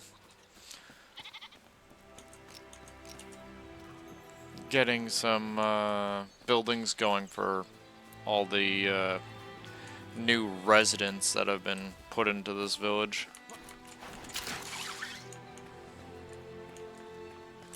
But for the here and now, I think we've done quite well. Might have gone a little bit overboard in the creation of this building. Like, it's a little bit taller than I intended, but at the same time, it looks good, so I'm good with that. It's going to be a very predominant landmark. And also, every wizard should have a tower, so yeah, good enough.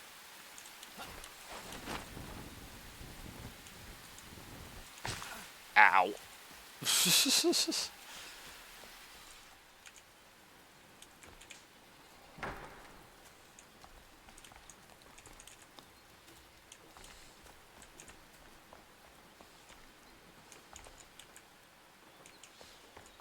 Dog's able to path up the stairs, so that's gonna be a thing. Gotta figure out what to do with some of these empty floors. Probably storage and potion creation and shit. Did want to move the alchemist over here.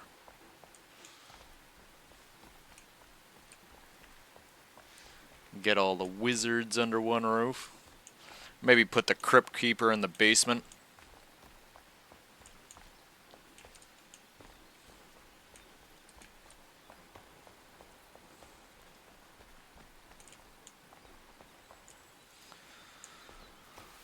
Well,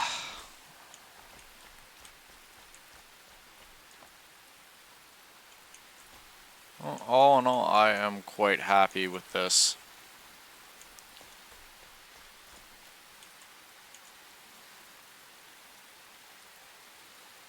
Few more buildings here and there.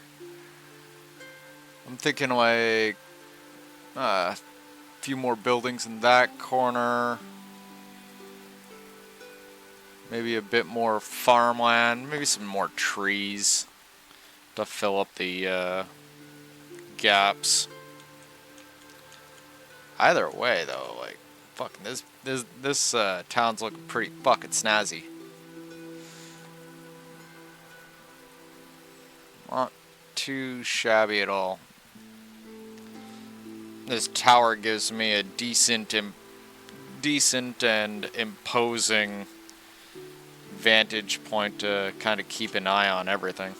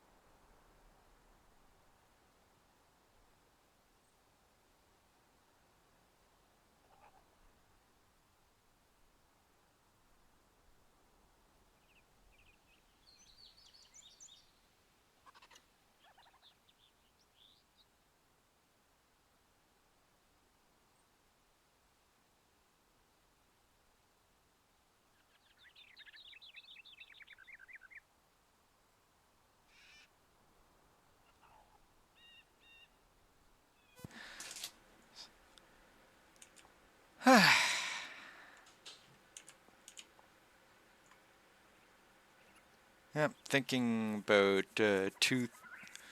yeah, I'm thinking of like a couple more houses where that tree is. Maybe a street and a couple more houses over here. A few houses over there. Like if you think about it, Besides the tavern itself, there's gotta be like, yeah, like just over a half dozen people. What was it, like 8 or 9? let's take a look at that for a quick second here. Alright, so Balthazar's going into is gonna be going into the tower. Crawley's going into the tower. So that's 2 right there that we don't have to worry about for housing.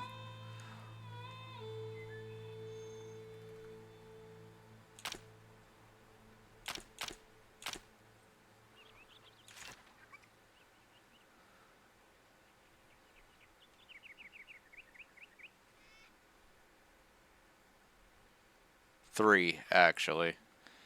So, let's see here. You got Raquel Anders, probably gonna 1, 2. This guy's gonna be getting freaking. Okay, that's a. All right, so 4 people. So 1, 2, 3.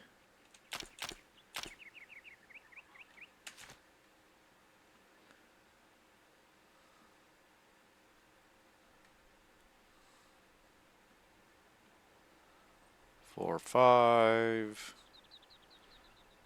6, 7, 8.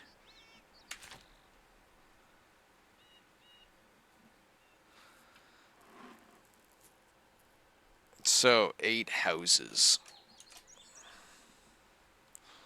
So yeah, we'll probably put like 4 over there, and like another one over here,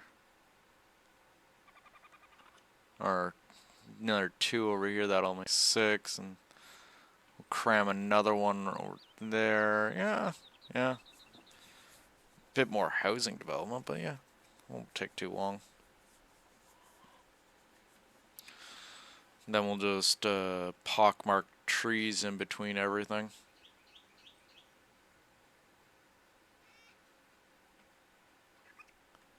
Shouldn't be too much of an issue. And then of course we got all the, we'll spread out the water wells a little bit more, and yeah, should be good. Should be good.